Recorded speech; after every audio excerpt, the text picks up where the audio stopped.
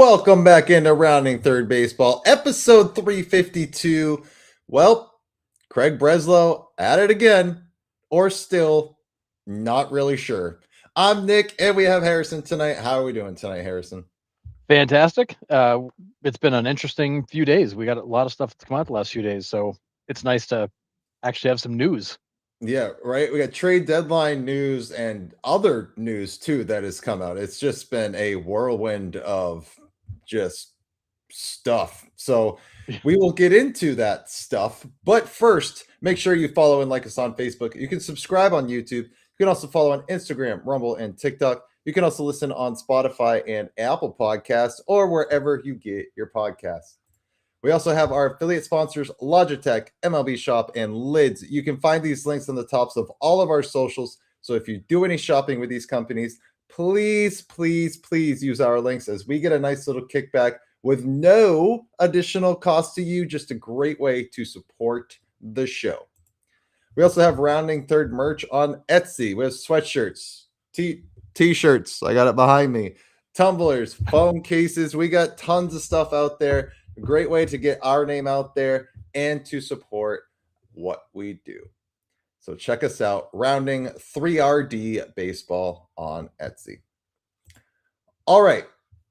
The big splash coming last night before, I don't even remember at this point. It's kind of all blurred together, but Connelly Early to the Nationals for Curtis Mead. What was your first reaction on this one, Harrison? It was a string of four-letter words, and then kind of like a head shake. The headline. I mean, honestly, like I know who Curtis Mead is. I was underwhelmed because, I mean, there's not a lot of history here with Curtis Mead, so I'm kind of like, what are we doing? Certainly see the season that he's having, but I mean, I viewed Connelly Early as first of all, left-handed pitchers are hard to come by. And secondly, he felt like he was going to be one of those guys you could slot in your rotation. He'd be a number 2 or 3 starter for a long time.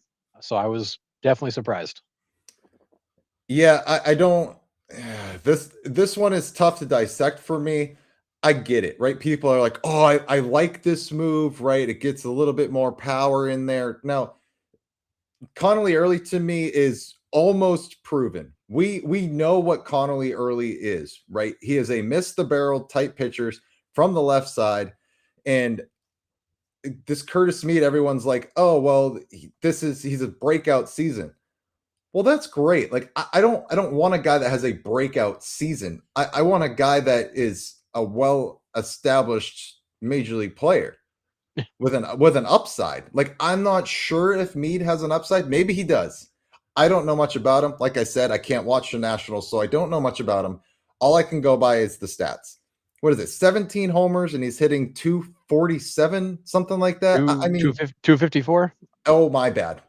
Yeah, 254 is like the new 300. So, I was just say 250 is a new 300, Nick. This one was a head scratcher to me.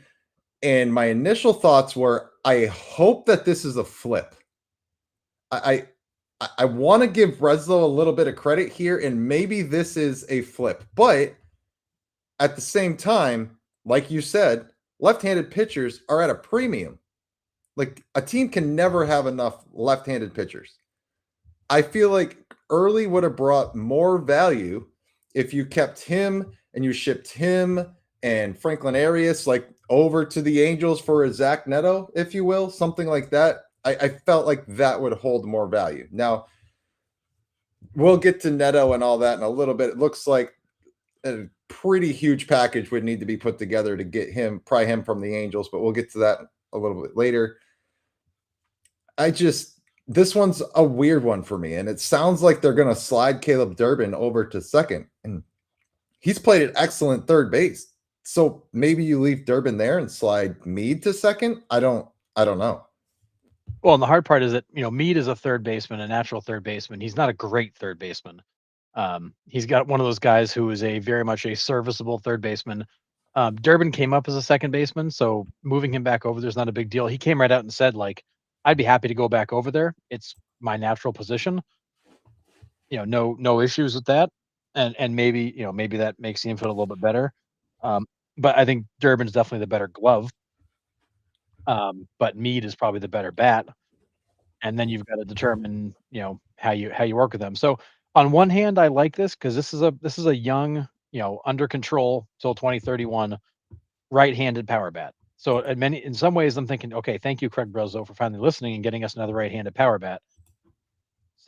Second though is Connelly Early. I felt like the ceiling was higher than just trading for Curtis Mead. I will say there's a lot of Connelly Early's stuff that I like. There's a lot of his approach and command that I don't like. He does have his moments. As part of that's being a young guy. I think there are people that are questioning, what is his real ceiling? Is he a 2 or a 3? Is he a 4 or a 5? A lot of scouting reports have him as a bottom of the order, bottom of the rotation guy.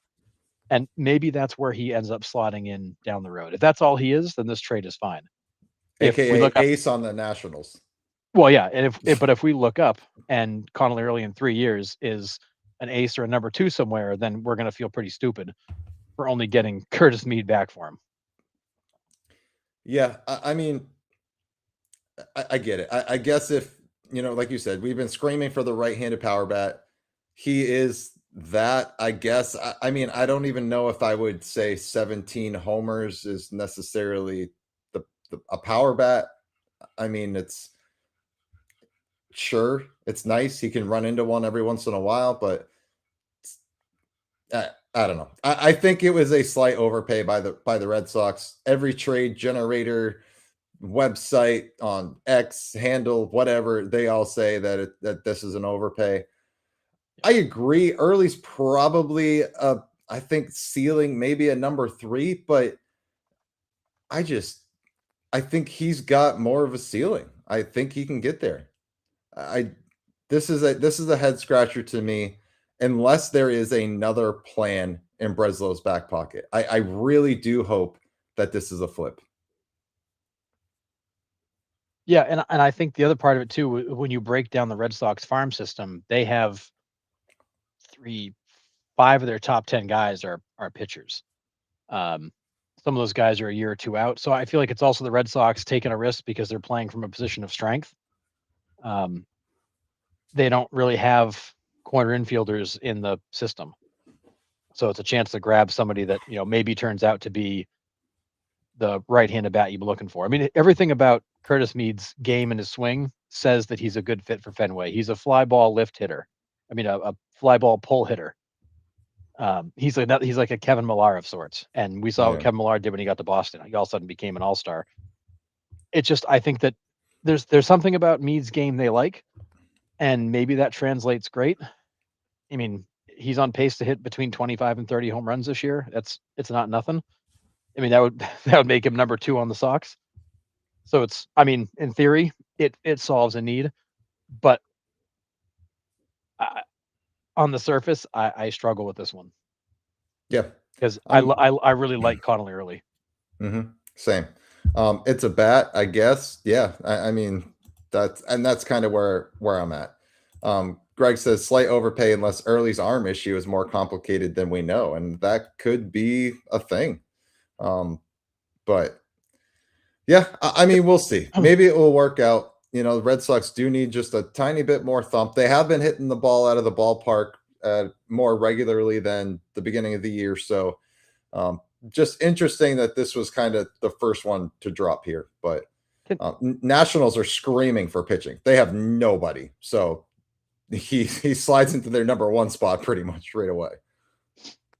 Yeah, I mean, he becomes, and that's honestly for the Nationals. That's why they did it. This to them is the top of the rotation guy. Their rotations is horrendous. He's an instant upgrade. And he's back here soon, right? He's another week or 2, and he's back. Yep. So, I guess we'll see. But can I say the quiet part out loud? Are we in the circle of trust? Yeah, I think so. If I'm Craig Breslow, 2 perspectives here. One is I need a win, and I got to look bold. And if I'm going to get fired, I'm going to go down swinging. So this may be that. This may be him taking a big swing just to show the fact, hey, the Red Sox are here. They're serious. We want to contend. We want to do deals. This may be him taking a swing. I also think there's a part of this which is I've got a system full of prospects, and right now all my top guys I can't trust. Maybe I should just let some of them go and go get some guys I've seen play on the major league field. Christian Campbell ain't working out. Marcelo Mayer ain't working out. Roman Anthony can't come back. Um, you've had zero luck. Jaron Duran hitting a buck 90. He was one of your top prospects. You've had like zero luck lately with prospects. Maybe it's worth. Maybe he's going to swing the pendulum back and say, "Look, thanks for building up the farm system, Heim. I don't want them. I want major league guys, and I'll use Yeah. this basket of dudes to go get them." And the other part of this too is, at what point with all the injuries to pitchers do we just not care about prospect pitchers? Because they're going to come up and get hurt anyways. So I'll just go buy somebody off the free agent market who's going to give me the same thing, and I'll just spin these guys for players. Like, at what point do we just say, you know what, pitchers aren't worth crap anymore? They're just going to get hurt. I mean, that is a very solid point, right? Unless you're getting a, Yamamoto, a Skeens, a Skubal, where you can, they're utterly dominant every time they step on the mound. I think you're right. I think pitchers are almost a dime a dozen now, right? I'll just get another guy that throws high 90s until his arm falls off, and I'll go get another one. Right. Getting somebody that stabilizes your infield with some pop, maybe that's the way he looked at it.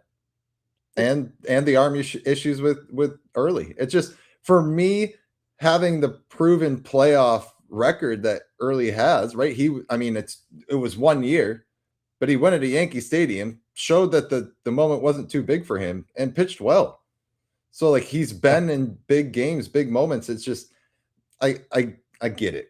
I mean, we'll see. I hope the power comes, but I don't know. It was just still a weird move for me.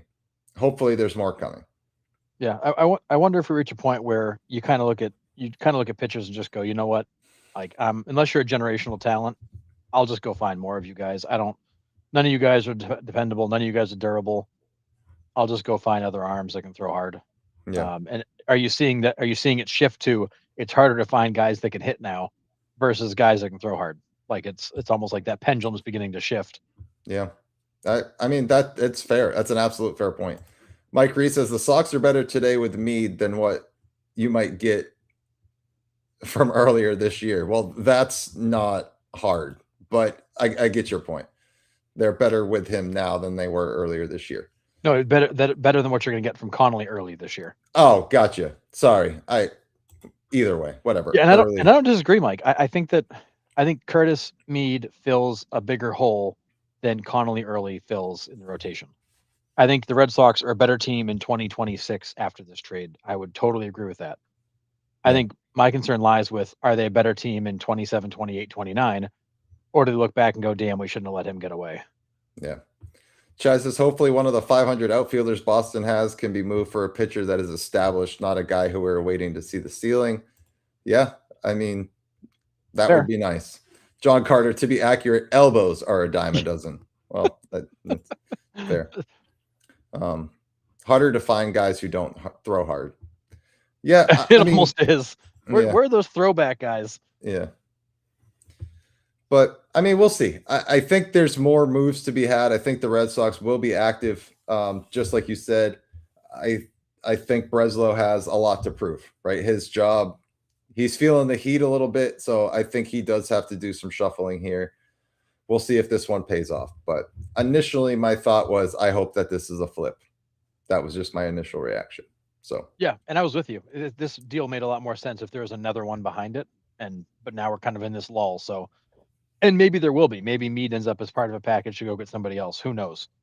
Because like the Red Sox don't have a power hitting third baseman they could deal anywhere in the system. Maybe this is the guy somebody wants. Yeah. So we'll see. All right. We're going to move on to Tarik Skubal and not trade deadline talk, Tarik Skubal. I pose this question to you, Harrison.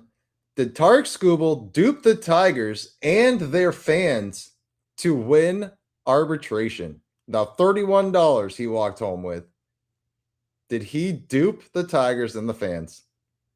Oh, dude, I read this article and I lost my mind. This was a world-class D-bag move. Yes, he absolutely did.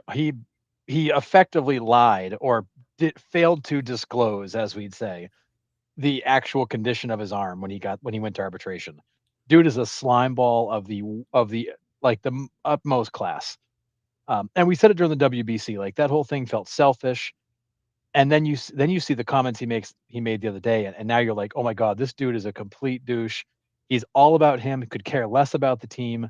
Drag the team out to get his money.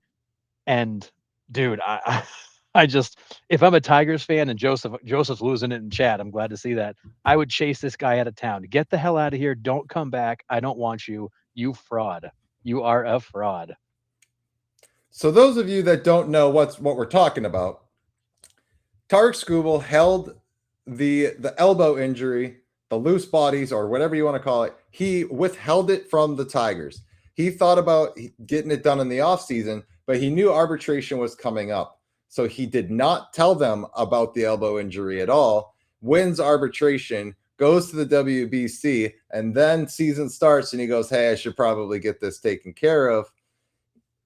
So he wins the 31 million. If he goes to arbitration with the elbow injury, he probably doesn't win arbitration, correct? No, Yeah, there's no shot. Yeah. He would have probably had to settle because they would have been like, look, you're hurt. Like this is a whole different ball game. Yeah. But yeah, he absolutely he went so far as to avoid getting an MRI to make sure there was no record of it, so that this could not be brought up against him in arbitration. Like, I mean, what that is, and in everything that I've ever done, that's fraud. Like, it's fraud. Right. You failed to disclose material facts, and that's fraud. I'm blown away that he said that part out loud to reporters. Yeah. Is there something in place where Tigers could recover some of that money? Chad's asking. I don't know. That's the first thing I thought of, is I would immediately sue the guy for fraud. Like, you misrepresented your condition. One of the reasons, so to back up the bus here a little bit, one of the reasons the Tigers were so far apart with him on the money is they were afraid of the elbow. They had concerns about the condition of his elbow. And then he outright failed to tell them the elbow was having trouble, got his bag, and then goes, oh, by the way, it hurts, guys. I should get this checked out. I mean, he flat out, did he lie to them? Technically, no. He didn't like tell them he was fine, but he also didn't tell them he was hurt when he knew he was. It was hurting him back in January. There has to be a way to claw the money back. Now, will the Tigers do that and drag him through the mud? If I was them, hell yes, I would drag this guy through the mud. I would bury this guy. But I don't think they have enough to go to go and get that back. And honestly, if I'm the Tigers, I'm just gonna be like, dude, just go, just leave. Don't come back. Don't look back. We're good. Yeah. See ya. Joseph says it's amazing how fast from a year ago to now, how absolutely 180 degrees my opinion of Skubal has gone. And I hate that, man. I really do. One of the best players in the game. I mean, not even just pitchers, just players in the game, and a grade A douche. There's a major league dirtbag. I don't understand it. Now, listen, $31 million versus 18 million, I think was the bottom number. Like, I sort of get it, I guess. Yeah. I mean, that's a lot of money to just be left on the table. And you knew that with that low ball offer, you were gonna get that high. So, like, do I blame him? I don't know. I've never obviously been in that position, but it's just it's not a good look. And it's, the Tigers have to be able to recover some of that money. There has to be a way. Oh man, if I'm the Illich family and I've got money, like, I would make it my mission at this point to just drag this guy through every mud puddle I can find in Detroit and just muck it right up for him and make sure he goes to free agency and he's a mess. Because that to me, like, you want to play, like, he played arbitration perfectly. He knew where they were coming in. He created the spread so big that the arbitrators had to pick sides. Like, he played arbitration beautifully, played the organization like a fiddle. They look like fools. And then you find this out and you're like, oh my God. Like, you had the win and then you said the stupid part out loud. Mm-hmm. And it, like, I mean, and one of my, and Chad's asking, is he tradable now? One of my comments to Nick was, as a GM, I don't want this guy anywhere near my ball club. I'd rather have Framber Valdez. I would never trust another thing out of this guy's mouth. No. I would never do it. I would his reputation around the league should be trash. And the Tigers should absolutely be blasting the trumpets about the fact this guy's a world-class tool. Yeah, trade him to the Marlins, let him play down there. Yeah, and man, that's a real summer's eve move. But hey, money will make you do stupid shit, and I get that, right? Trade him to Colorado. Hey, good Yeah, luck, buddy. right. Yeah, he fleeced the organization 1,000%, Bad. and there's Bad. just there's no reason for it. And my opinion has now changed in the matter of getting a text from you saying read this, and I'm just like, oh wow. Like it changes my complete view on this guy as a human, as a player, and it's not even about the money for me. It's about what you do to your fans. It's about what you do Yep. to the organization, right? Like it is bigger than you. Baseball is bigger than you. I don't care how much money you make. Juan Soto, Shohei Ohtani, making almost $1 billion each. They're not bigger than the game of baseball. So It sounds like Joseph is with me on this one. yeah. So what I would love to know, Joseph, is what is the response in Tigers land? And if he takes the mound again as a Tiger, is he going to get booed? Like, how are the fans going to react to this?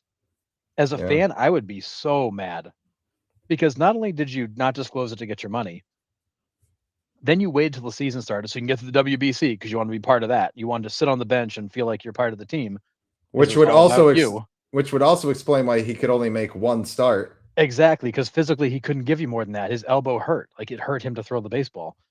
And then you missed what 5 or 6 weeks, and the team was like 6-22 while you were gone. You flushed the season down the toilet when they needed you, and you're like, "Hey guys, it's cool. Like I got my bag." Like the team took me to court. Like I must have just forgotten to tell them. That subconsciously I just didn't tell him because of that. Yeah. Like he was a victim. Like everything the guy said was so insanely idiotic to say out loud. Yeah. But I mean, I think GMs around the league should be looking at this guy going, "Nope, I don't want any part of that in my organization." And the fans should be booing him, throwing crap on the field at him. Like I would be so mad that he flushed the season to get his bag. Yeah. That's like the team goes up to him, is like, Tarik, how's your elbow doing? Oh, my right elbow feels fine. We're Yeah. good to go. My knees are solid, coach. Put me in. Yeah, just completely avoiding the question. I just this is unreal, and I hate it. I hate that this is how baseball has become. Money, as we say, ruins a lot of things. It has ruined this game that we love, and this is absolutely insane. And Carl says it right here. I had wanted him as a Cub, but now I can't find a way to root for him if the Cubs get him. Right? Yeah. I'm with you. He would be nice on the Sox. I don't want that. Never mind. Forget it. Scratch it. I'll find somebody else. Yeah, it's bad. It's bad. I don't know how he comes back from this. I don't know what his reputation on the league ends up being.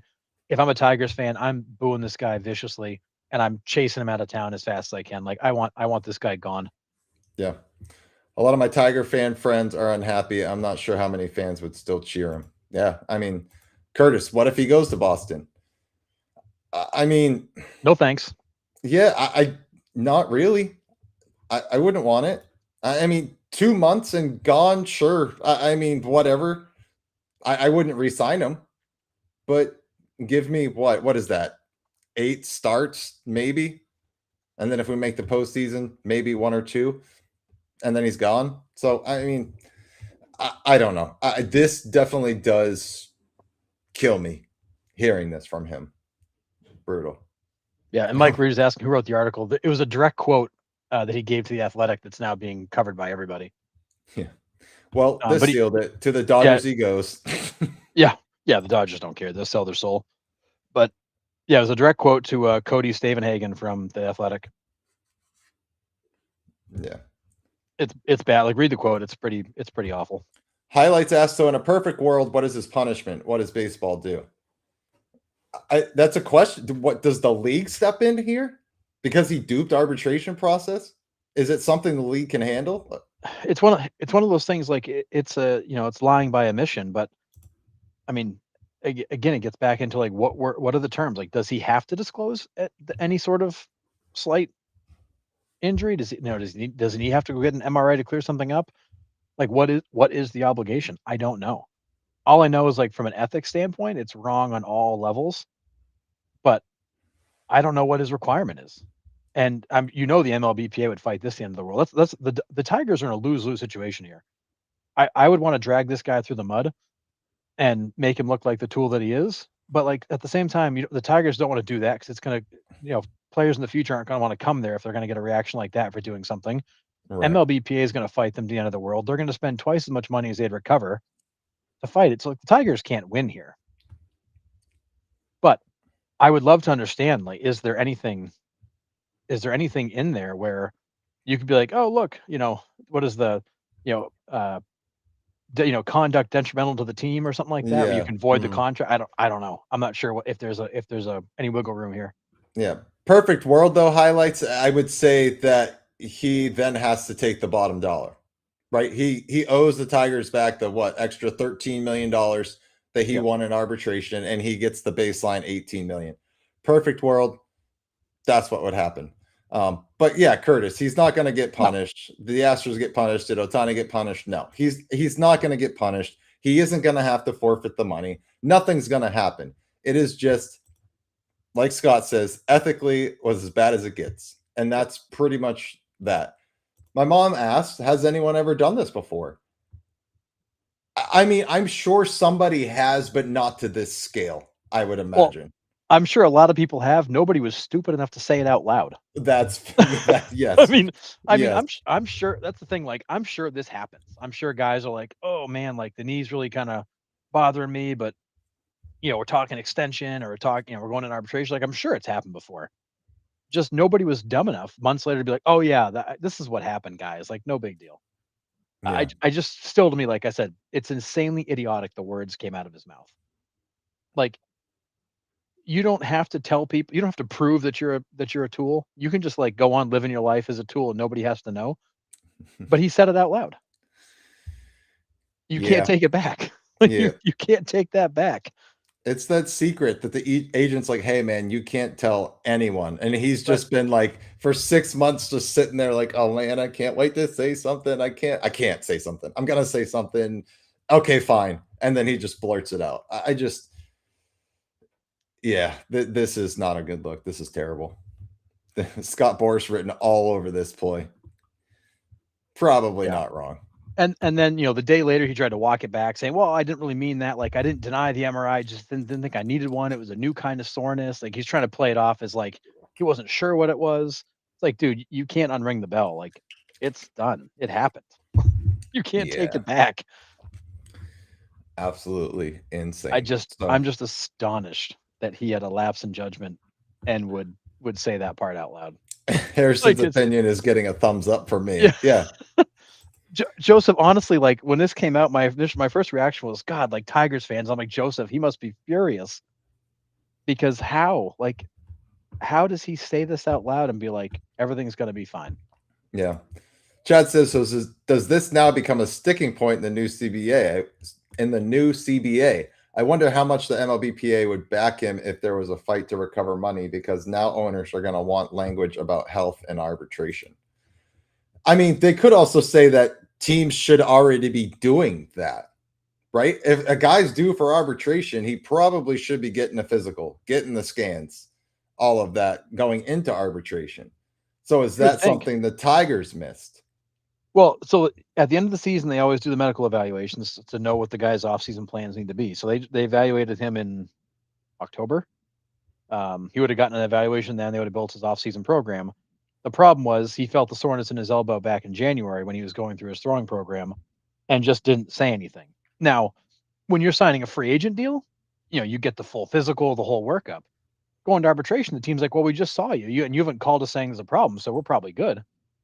They weren't thinking that he's sitting there at the table signing his contract with an elbow that is throbbing in pain, and he's just not saying anything about it.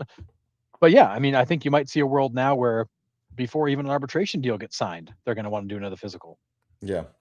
because maybe they would have picked that up then. The whole thing is a moot point. But I mean, Brutal. highlights brings up a good point. Again, I think it's in another vacuum or perfect world situation. But should an agent lose accreditation if it does get back that the agent was like, "Hey, don't say anything about this"? It's fraud. I mean, absolutely. If that agent knew about it and had basically told him don't say a word, that is fraud. I mean, that is a textbook definition of fraud. When you willingly withheld material facts, that is fraud. And yes, if his agent was aware of the situation, knew the elbow situation, advised him not to say anything and do anything about it, yeah, that agent should never represent major league players ever again. Yeah. 100%. hmm yeah, the meme of the Griffin family puking that Joseph had shared now applies to Tigers fans when they see Skubal. Yeah, Yeah, I mean, fair. brutal. Um, yeah, a simple solution is get a physical same way you would after you sign Yep. a free agent. So, yeah, I mean, man, it's just not a good look. I hate this, and my opinion has completely changed of this guy, and I don't really care what happens to him from here on out. Yep. Agreed. Terrible, Agreed. This guy, I hope this guy has all the bad things happen to him. awful. All right, let's move on to the Oakland A's. Nick Kurtz reportedly turns down 7 years, $130 million extension. Is this smart for Nick Kurtz to turn this down? That is, I mean, these deals for these young guys are such a gamble on both sides. It's a gamble on the organization that he's going to continue to be that guy and play at that level, and he's not going to have some sort of catastrophic injury that changes his career path. It's also a gamble for a guy like Kurtz because I could hit free agency when my time served is up, which is what, 5 years.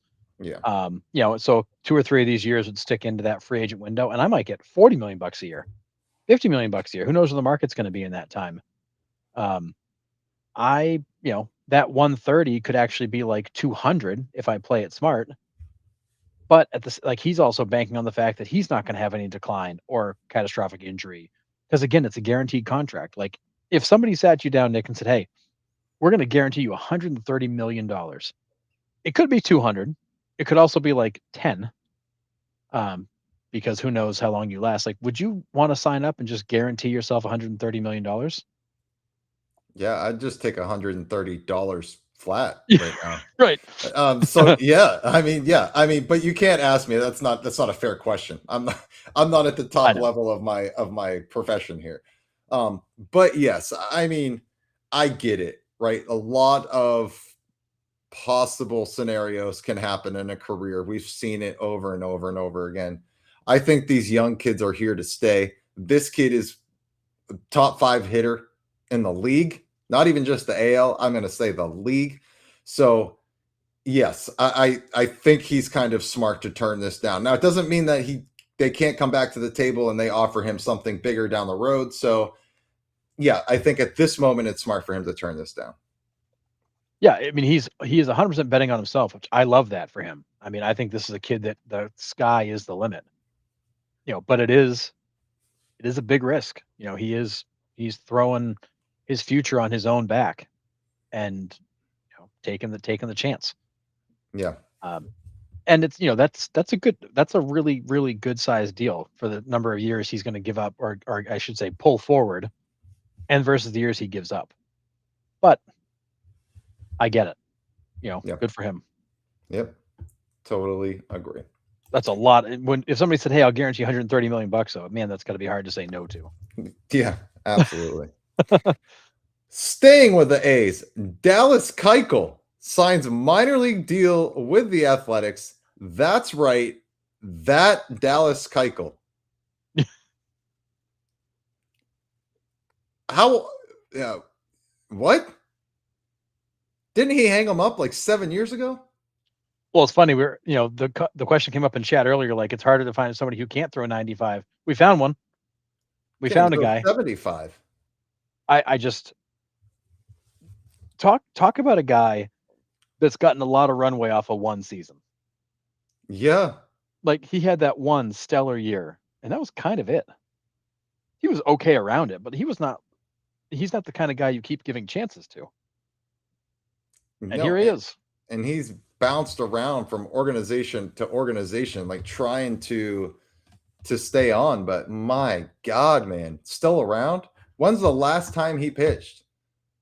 2023? 2024. He made 24. 4 starts with Milwaukee and had an ERA over 5. Goodness. I mean, I know it's a minor league deal and the A's are hurting for pitching, but yikes. Crazy.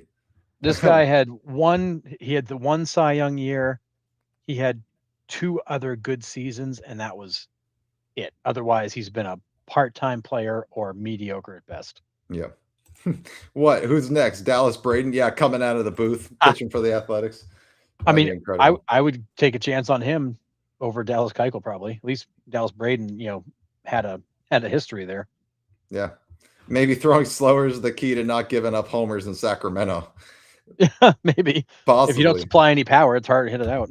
Yeah, we'll see. But yeah, I saw that and I was like, what the actual heck? That is crazy. This guy's gotten so much runway off of one season. But good for him, man. I mean, good for him. That's pretty cool.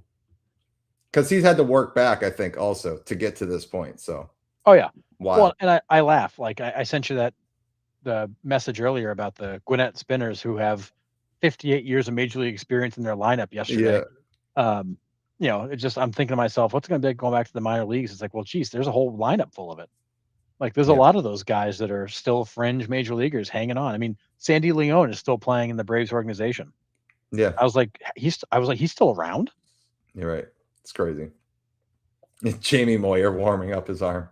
1,000%.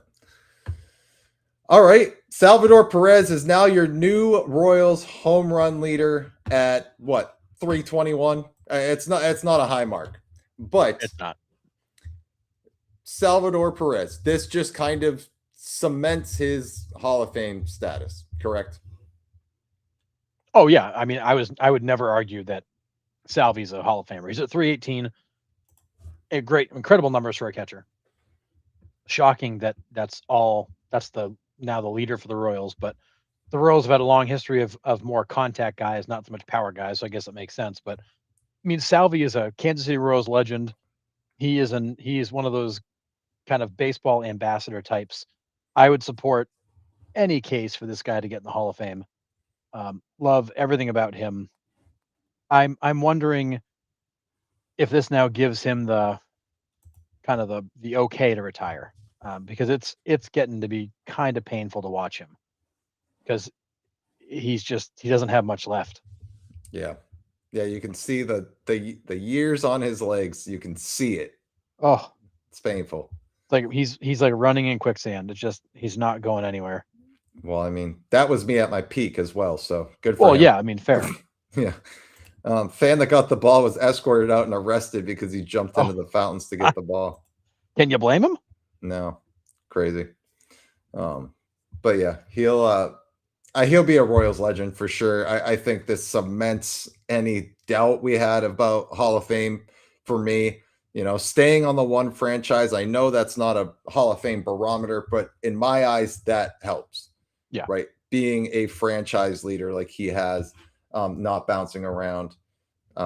Pretty incredible career out of him. So congrats to Salvy Perez and hope to see him in a manager seat someday. I think he would be another one of those former catchers. That would be great.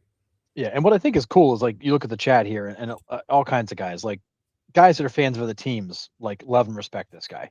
He's so universally loved across baseball. I mean, and like you see it when he gets on base or when guys come up to the plate, like the amount of respect he gets from guys, like they tap his shin pads. They talk to him when he's at first base. Like players and people around baseball are attracted to this guy because he's like a magnet. He's exciting. He's loud. But he's also, he's got such an incredible passion for the game. And when I look around, I'd love to get your feedback on it, Nick, but I would put Salvy on the Mount Rushmore of Kansas City Royals. I think that he's in that elite echelon of all-time greats. Yeah, Chad just asked top 5 Royal of all time. I mean, I mean, obviously it's George Brett, obviously, right? And then I think you could fill in a whole bunch of other guys. I think he has to be number 2. Right? He spent his entire career here. Yeah. So I mean, he might be number 2 for me. Yeah. I think, and he might be a guy where it's less about the stats and more about just what he meant to the organization. Yes. Yeah. And the city. I mean, how many videos did we see where like Salvy's heading home from a baseball game and he stops at his neighbor's house because kids are playing wiffle ball in the backyard and he's out there playing with them. Like stuff like that is really freaking cool. So Or in spring training, he'll finish up around a batting practice, and instead of taking another one, he'll walk down the foul line and talk to the kids along the fence and give up additional swings because he wants to go mingle with the kids. Like he's just one of those guys that he's got such a passion for the game. He's so great with the fans, that he's the kind of guy that when he walks on the streets in Kansas City, people just flock to him. Where there's lots of players over the years where people would walk away. He's Right. just such an easy to approach nice guy. Yeah, helps he's not a jerk, but most definitely top 3 catcher of the last 20 years. And I don't think it's even close, really. It's him and Yachty. It's him and Yachty. Yeah, I mean, 1, he 2. is to Kansas City what Votto is to Cincinnati. Like those guys are, maybe statistically they're not on Mount Rushmore, but because of what they meant to the organization for the time they were there, you almost have to put them there. Yeah, I agree. Yeah, highlight. I mean, yes, I get it, right? Saberhagen, White, Willie Wilson, Dennis Leonard. The Royals have had some incredible players, but I think for me, it's Brett, Salvador Perez, and then all those other guys can fight for the 3rd and 4th spots just because he's been a Royal his entire life. So that's how I kind of view it. But Fair. Pretty awesome. All right, a little bit more discussion topic focused here, but I needed to throw this in. Mookie Betts tells Sports Illustrated that position players shouldn't pitch. Teams should just concede the game instead. What are your thoughts?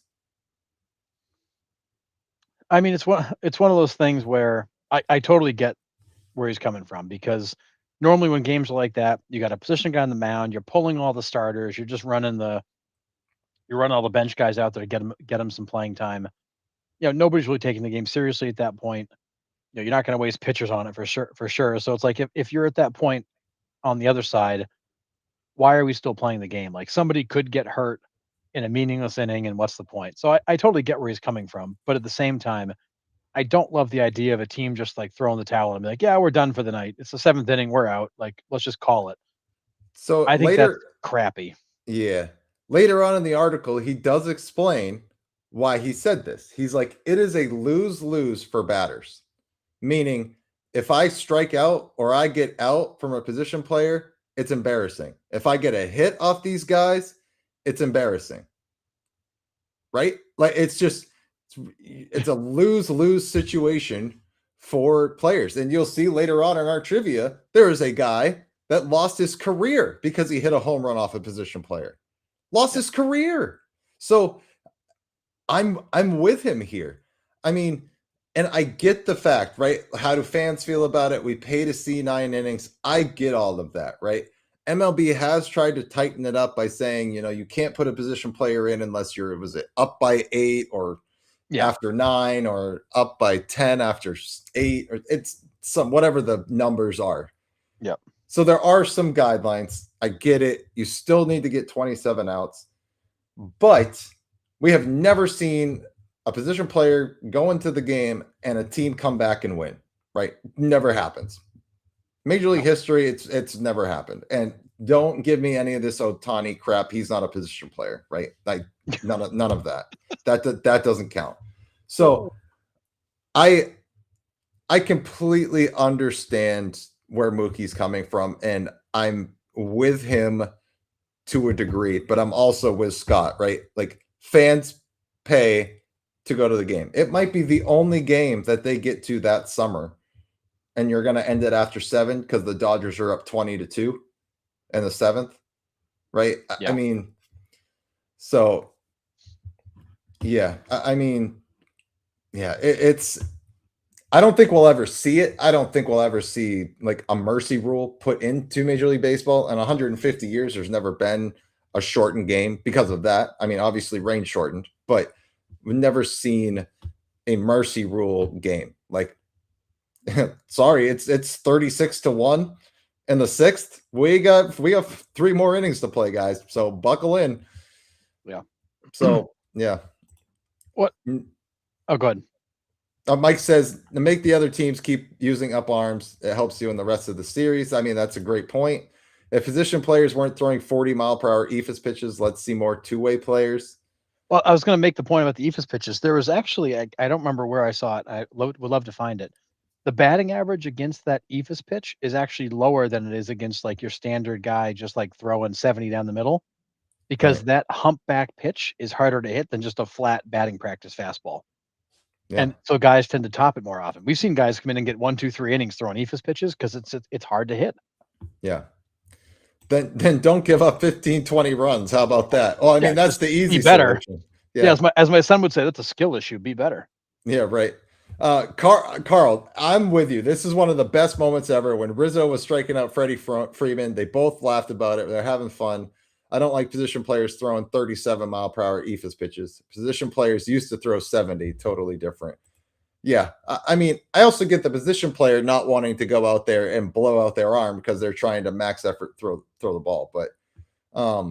so I mean, I get it, but it's still it's a slippery slope. But I don't think we'll ever see a mercy ruled shortened game. All right. So So, I'm still sour about the Tarik Skubal situation. So can I give you my like old man yelling at clouds angle on this?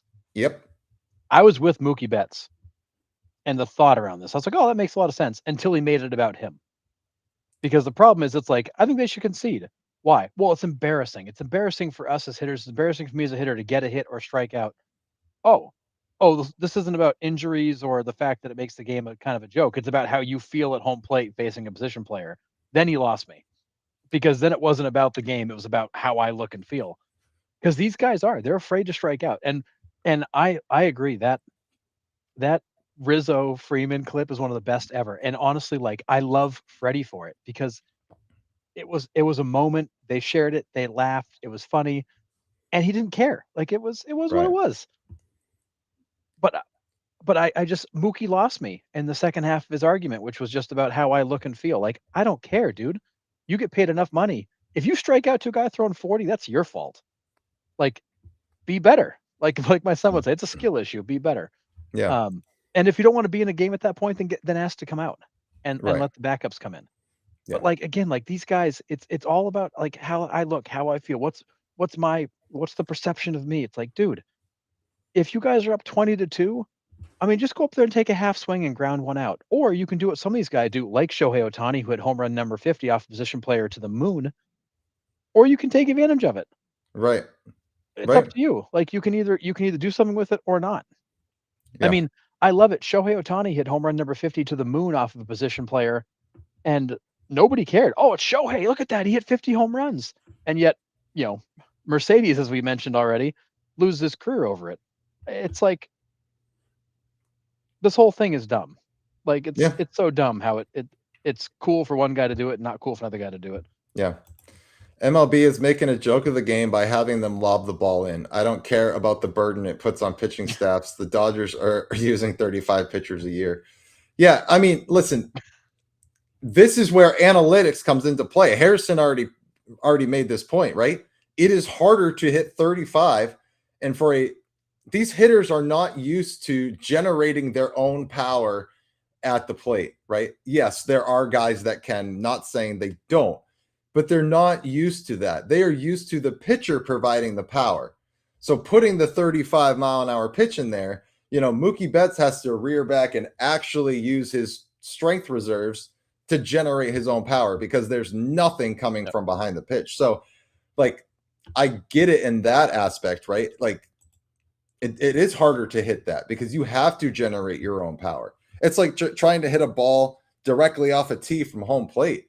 It's really freaking hard to get into the outfield because you're generating your own power with a ball And that's not moving. and you think about it, the major league swing is designed to keep the swing on plane through the zone as long as possible. So that's a flatter trajectory. That ball's coming in at an angle. You're more likely to either hit the bottom of it and pop it straight up, or hit the top of it and pound it into the ground. And when those Yeah. guys throw the eephus pitches, we see a ton of ground balls off of it because a flat swing and a basically a falling baseball that is an incredible timing activity that requires it to be perfect. Otherwise, you're going to end up with either a weak pop up or a ground ball. And we see so many ground balls off that eephus pitch. Yeah. Yeah. Yeah, Yeah. exactly, Harrison. It was about him, nothing else. Yeah. Um, Again, like it just came back to, well, it's what I think and feel. Nowadays, Yeah. afraid to strike out? Since when? Call Mark Reynolds for counseling. Uh, Um, yeah, at least have the guts to say I don't want that on my stat line. yeah. And Great. that's pretty much it. Yeah. Guys strike out 100 times a year. Who cares if one of them's to a position player? Yeah, they don't star it in Baseball Reference. They don't star it on the staff sheet, on the stat sheet. I just, yeah. I love position players pitching. Wordman says it's way funner than pitchers Yep. batting. Plus, the fans paid for 9 innings. They deserve 9 innings. And I'm with you in that aspect for sure. Like 9 innings is 9 innings. I want to see that. And I mean, the Kike Hernandez antics with the pitching helmet and like, He's I mean, just fun, stuff man. like that. Yeah. I mean, I don't mind seeing it. I mean, the game is over anyways. Like that's pretty, you're implementing a mercy rule without putting in a mercy rule. Right. Right. You are conceding the game essentially. So like, I get it. You are there to see the 9 innings. So I'm with you. Yeah. But, switch to the other side of the plate then. We have seen players do that. Anthony Rendon, of all people, gets up lefty and parks one. We saw that a few years ago. His only home run, his only home run in an Angels uniform was from the left side of the plate. I forgot all about that. He did that. Somebody else did it not that long ago too, and actually got a base hit. So yeah, make it fun, man. That's all I'm at. Like they're conceding the game anyways. So yeah. That's the thing, like have fun with it. And that's what like Freddie and Rizzo did. Like that, Rizzo's like looking in for signs, like he's shaking things off, and like they had a good time with it. Yeah. And like that's the part that baseball's missing is like, where's the personality anymore? Yeah. Yeah, someone's actually watching on Twitch. Wordman might be our first Twitch commenter ever. So that's pretty cool. Yeah, we'll have people like drop in on Twitch, but they usually, they just try to spam us with where we can buy cheap followers and then they leave. Yeah. So pretty cool. My old man stance. You want field players pitching, you like those shenanigans, then go watch Banana Ball. Yeah. Javi Baez went lefty a couple times against position players. He's also naturally left-handed. Oh, well. So he's not losing anything. But yeah, I think we're all in this agreement here. I think as frustrating as it might be to see position players sometimes come in the game, I don't want to see the game shortened. Like, I get it. You're essentially conceding the game anyways by throwing Williams Astudillo in there and Kike Hernandez and all those guys. So Jonathan Van Every had a pitching appearance. So, you're conceding the game. So Albert Pujols had a pitching appearance. Even superstars do it. That's right. And he got Wade Boggs threw a nasty knuckler out of the pen. So yeah, he had a few scoreless outings and hitless outings. He actually wasn't bad. Yeah, pretty cool. Throwing that knuckler. Yeah. He probably pounded 12 Coors Lights and went out there and threw that knuckleball. No doubt about it. There's no probablys about it. Yeah. All right, let's get into the trade deadline talk. Skubal is the top target for the Rays. The Rays seem like they are buyers, and this might be the first time we see the Tampa Bay Rays go in. Maybe it's all talk, maybe it's not, but they are targeting Luis Arraez, Helio Ramos, and Ryan Jeffers is also linked. Now, I think Jeffers still ends up with the Yankees, but the Rays are going to give it a shot, right? Might as well. So, right? It seems like the Rays are going to go all in on the deadline. I'm for it. I want the Rays to be up there again, right? They're always very good. They're steady year after year. The last time we saw them make a deep run was 2020. Again, say what you want about that year, but I like when the Rays are good. It makes for a fun AL East. And if they go in at the deadline, it's going to look like a completely different team. Yeah, agreed. Go for it. They might get a sellout or two. I don't know if I'd go that far, John Temple. That team went to the World Series and couldn't sell it out. Crazy. It's never going to, I mean, that section of Florida is never going to be that interested in baseball. Yeah. Luis Arraez definitely is a fit in Tampa for sure. Yandy Diaz, Junior Caminero, get that guy on base in front of those two. Yeah, I think that's a great fit for Arraez. Well, just wearing pitchers down so those guys get more mistakes. Like there's so much he can do for you. Yep. I would love to see the Rays go for it. I will believe it when I see it, But at the Same. same time, like they do have a new ownership group that's stepping in. Maybe the tone will change. I do think Arise makes a lot of sense. He makes a lot of sense to a lot of teams, but for some reason people hate contact guys now. So who knows what happens there? I mean, Ramos and Jefferson will both be great additions. Skubal would be an absolute game changer, but at the same time, like, what do they think about Skubal now? Like, Right. does this taint Skubal's trade market too? Yeah. I don't know. We'll see. All right. Neto, Abrams, and was Shea Langoliers were the top targets for the Red Sox. If you haven't seen, Shea Langoliers' meniscus tear could miss the rest of the season.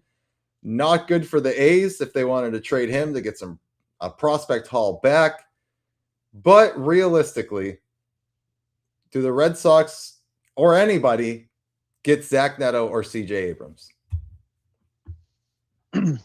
I think Neto's the more likely guy to move. I think the Angels are okay moving him if they can get a haul. Abrams, I mean, Taboni said, he wasn't available, and then all of a sudden in the last 24 hours, it's like, well, we'll listen, because I think they're basically saying James Wood is our guy. Like, they're not listening on James Wood at all. No. But As Abrams, I you think should. it's one of those. Yeah, I mean, the dude hit 2 home runs today, and they were just bombs. So I think Abrams is one of those, like, if you blow us away, we'll let him go. But I think that Neto is a easier guy to move. I think the Angels are looking to rebuild. Apparently, the Angels, I think it was announced today, they're planning on keeping Mozeliak. They want to move him into a president of baseball operations role and hire a GM. So I think Mozeliak's got kind of the thumbs up to go do what he wants to do now. So maybe moving some of these guys out and starting a rebuild is part of the plan. Yeah, I mean, I heard that somebody would have to blow them away with a Zach Neto package. Yeah. Like, they're not actively shopping him, but they're listening on calls. So, I mean, as all teams do. So I think it's code for he's not going to move, essentially. But I would, if Roman Anthony was the piece that the Angels want, I would. At this point, I would trade Roman Anthony in there. Last year, I'd say it was crazy, but now if they got a win now guy, and Neto, he's got a lot of swing and miss, but he's got a lot of pop. He would wear out the green monster. He plays great defense. Does have some injury issues past couple of years, so that's a kind of a reddish flag. But he would solidify shortstop for the Red Sox for the foreseeable future, for sure. Well, he's the guy he would be the guy you thought you were getting when you signed Trevor Story. They're the same kind of guy. High strikeout, good defense, some pop. They're offensive shortstops. That's who you thought you were getting when you signed Trevor Story. Trevor Story just can't find the field with a map and a flashlight. But right. That's who he is. Neto is Trevor Story light, or Trevor Story Jr. Yeah. So I don't think the Angels move on from him. I don't think there's a team that can give them the package they want. I think the Red Sox could. I think the Red Sox have the package. Yep. I just don't know if they would actually do it. CJ Abrams, does he have more of a chance to come to Boston or anywhere than Neto? I think Abrams is going to be the harder guy to trade. The Nationals really don't want to move him. They have no real interest in moving him unless they can get a smoking deal. I think the Angels have some motivation to move Neto because I think Mozeliak's going to go into full rebuild mode, in which case you start to trade off some of these pieces and build from within, unless he determines that Neto's part of that core. But I don't know where they stand. So I think Neto's the easier one to trade of the two. I think Abrams is going to be really hard to pry away. But at the same time, if somebody makes a crazy offer, you never know. I don't know, kind of how the league views Neto versus Abrams. I view Neto as the better of the two, but they're different players. I mean, I like Neto's game. I think Abrams has a different game. And Fenway does not need another left-handed hitter in that stinking lineup. No, it does not. Love Abrams, but I mean, he doesn't fit Fenway Park. Like, give me another right-handed power bat, right? That's why we made the trade for Curtis Mead. Now, does that trade open up more talks with the Nationals for maybe an easier move for CJ Abrams. Hey, look, we gave you Connelly Early. You guys needed pitching. What else do you need? What else do you want? We'll take your shortstop.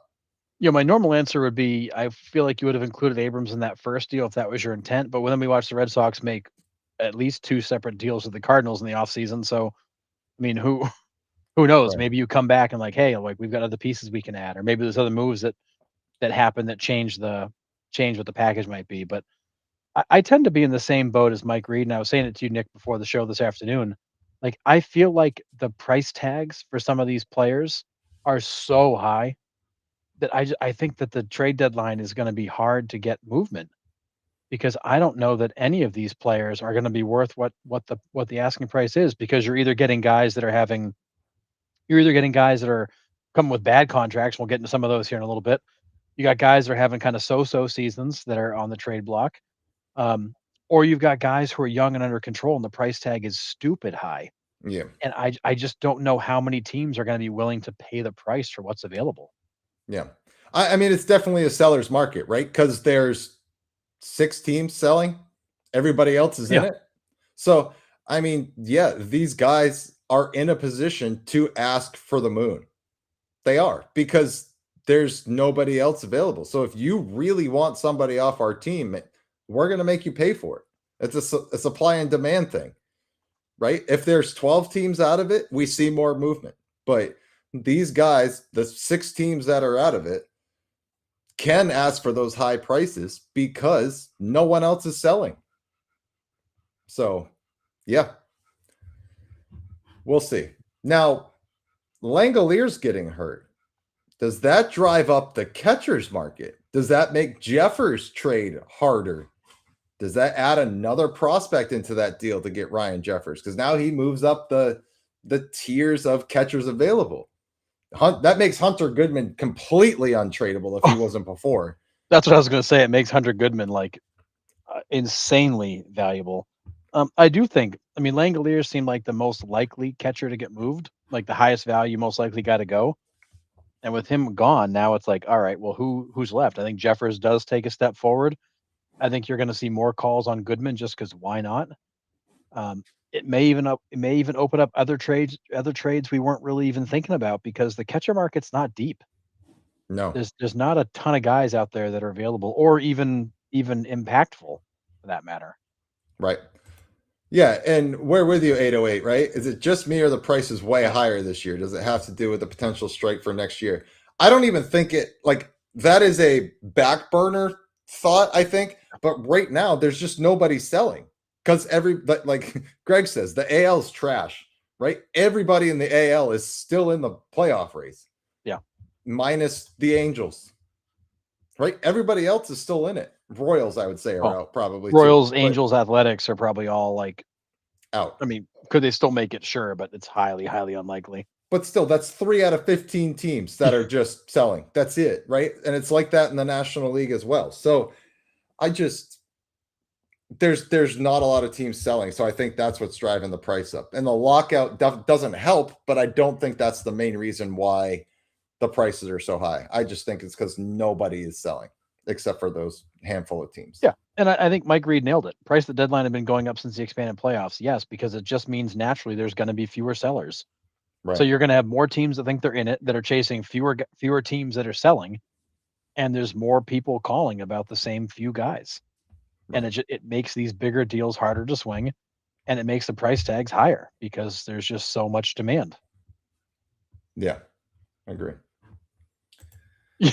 Joseph, the AL are all NPCs in a video game competing to lose the boss fight in the end. Yeah, I mean, fair.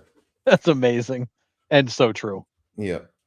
All right. Reports today. The San Diego Padres want to hide Xander Bogaerts in the deal with Mason Miller.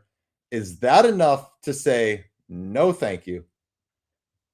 Yeah, I read this today and I was like, oh, I mean, it's like what the Red Sox did with Mookie Betts and David Price. It's like, hey, you want Mookie, you got to take him too.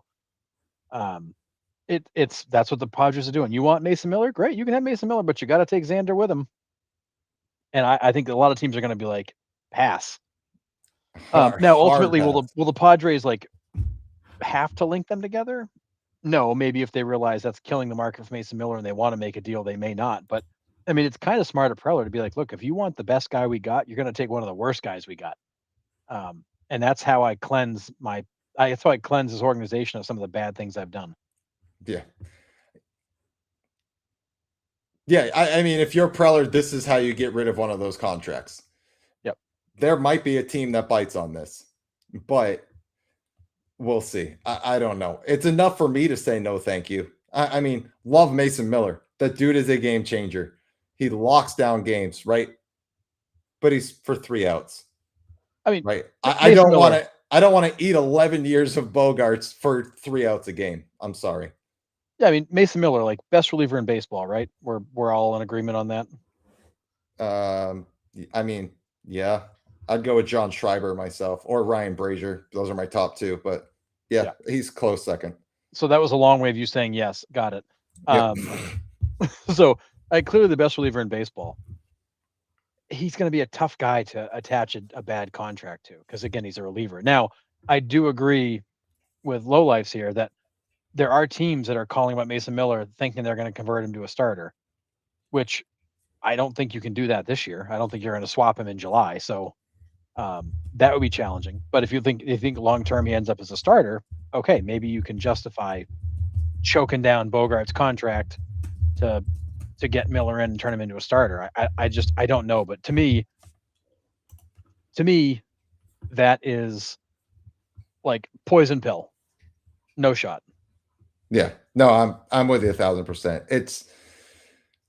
I don't think if I'm a team like, yes, I'm looking for Mason Miller, I can find another reliever with no strings attached. He might not be as valuable as Mason Miller, but I don't know if I can eat 11 years of that Bogarts contract. I just don't think I can. I'm sorry. That might be one of the worst deals we'll ever see. Yeah, easily. Because it's just that bad. Yeah. Yeah, I just it's bold move, but it's going to be hard to make that move. Yeah. All right. So the trade deadline landscape is changing.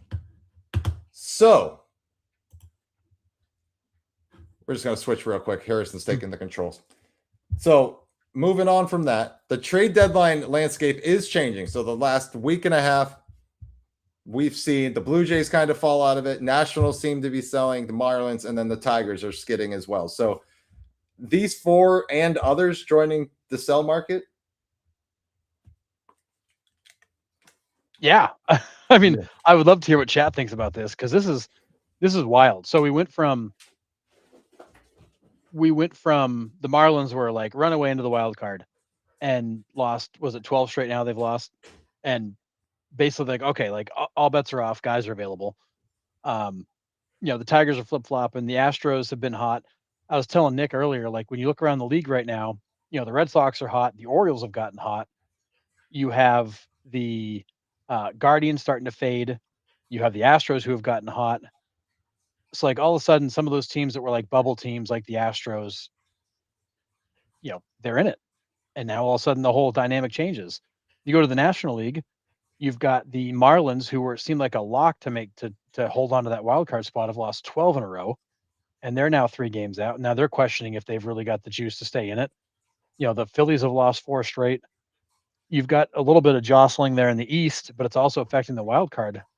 And now some of these teams are looking around like, well, maybe we're closer than we thought. And the Nationals are now 1 game out. So it's where does that leave some of these teams? And as we said, I think the only teams that are truly out of it, probably are the Athletics, the Angels, the Mets. Sorry, Giants, Rockies, and everybody else is still kind of hanging on if they want to. And that's the one thing I've been saying all along is that it's one thing to be in the race. It's one thing to actually think you've got a real shot, and maybe it's worth making a move. But I think when you look around, and I'd love to hear what you guys in chat think about this. If I'm the Blue Jays, I'm selling, and the Blue Jays have come right out and said, "Yeah, we're selling," and they're making a lot of guys available. Springer, Varsho, Gosman, they've come right out and said, "Yep, like call guys are available." All these expiring contracts, all these guys that are kind of late into their careers, like, yeah, let's make some deals. So the Blue Jays are absolutely selling. Marlins have made the same comment. Marlins are open for business. They will sell. The Tigers, I think, are still trying to believe they're in it.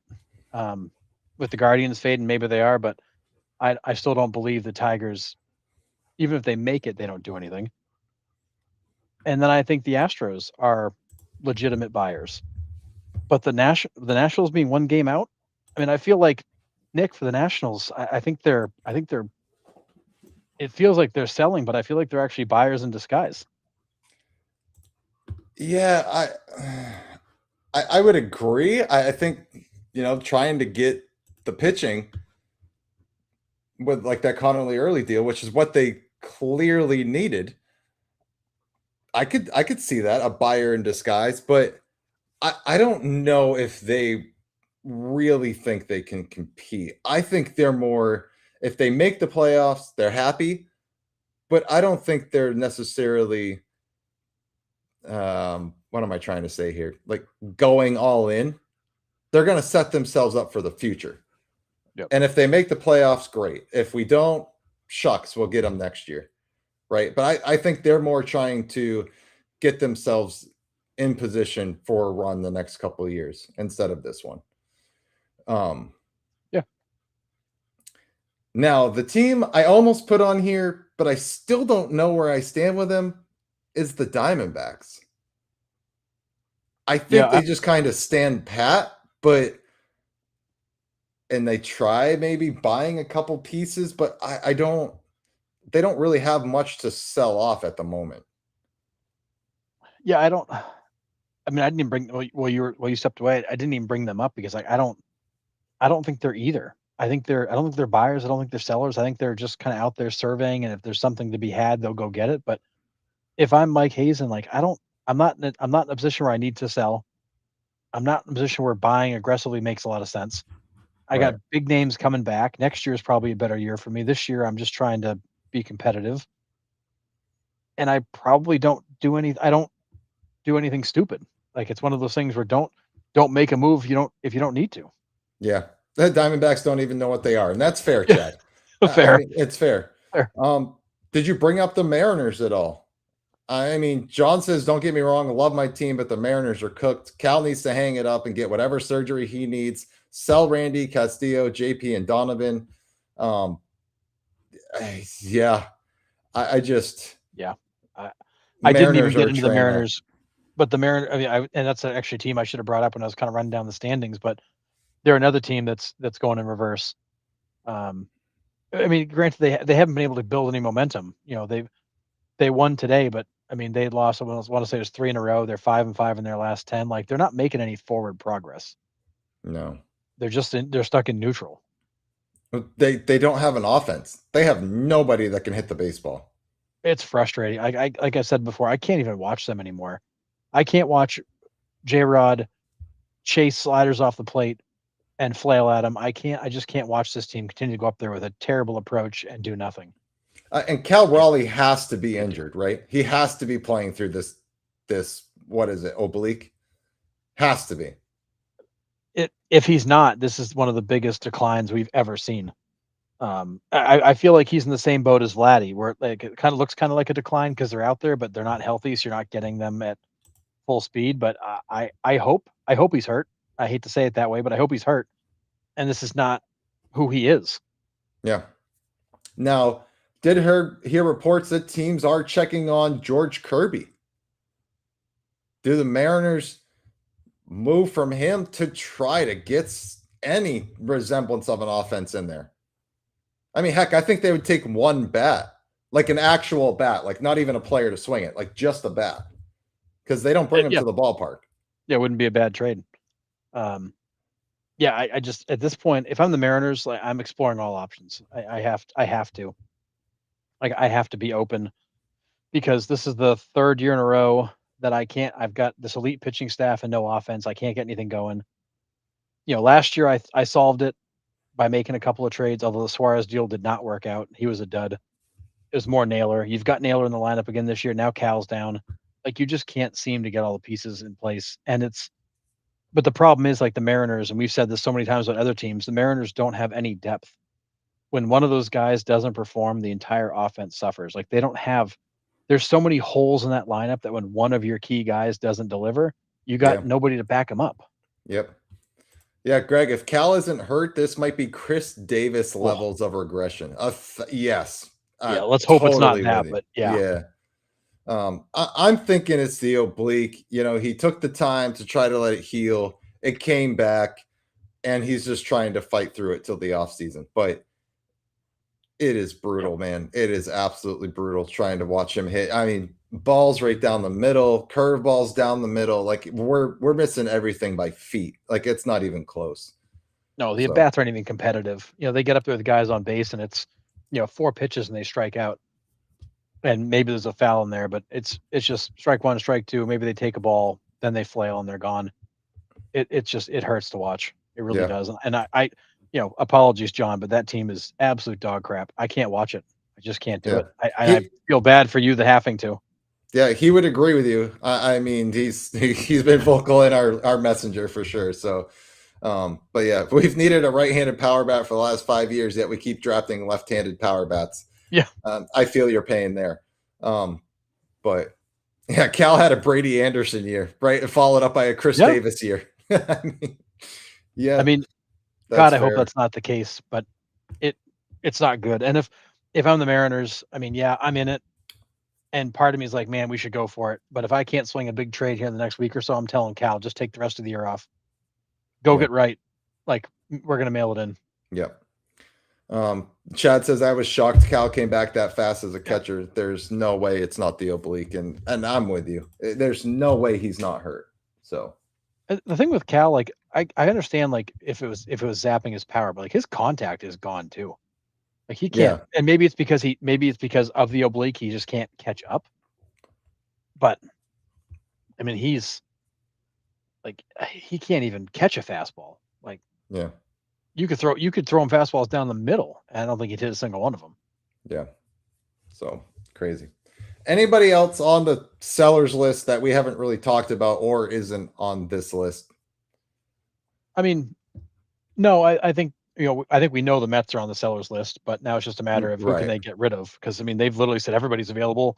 Peralta came out and said today that he expects that to be his last start with the New York Mets, and he's disappointed it didn't work out and that he disappointed the team. But he realizes that this is where they're at, and he's going to go find a new home. And they're not even talking extension. That was never even I guess, a thing between him and the Mets. yeah. So like they're already, the Mets players are already all mailing it in. Like it's over. They know it is. I mean, we've known that for a month and a half. Let's be honest. Yeah. And the Mets are aggressively apparently the Mets are aggressively shopping Lindor and getting kind of a lukewarm response, probably because of the contract. But it's been it's been reported that the Mets have basically said, we'll eat money for the right return. Like Right. give us a good enough package and we'll eat some of the dollars.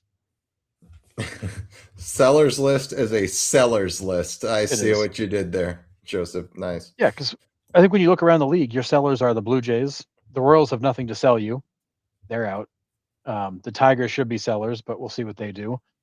The A's aren't going to be selling. What are they? They got nothing to sell. Not anymore. He's on the Yeah. IL. I mean, the He's Astros certainly aren't sellers. I think they're in it. The Mariners, who knows? The Angels are definitely sellers. The Mets are sellers. The Marlins might be sellers now. The Reds aren't going to sell because that's still a young core they want to keep intact. The Rockies have nothing to sell, and the Giants guys are all too hard to sell.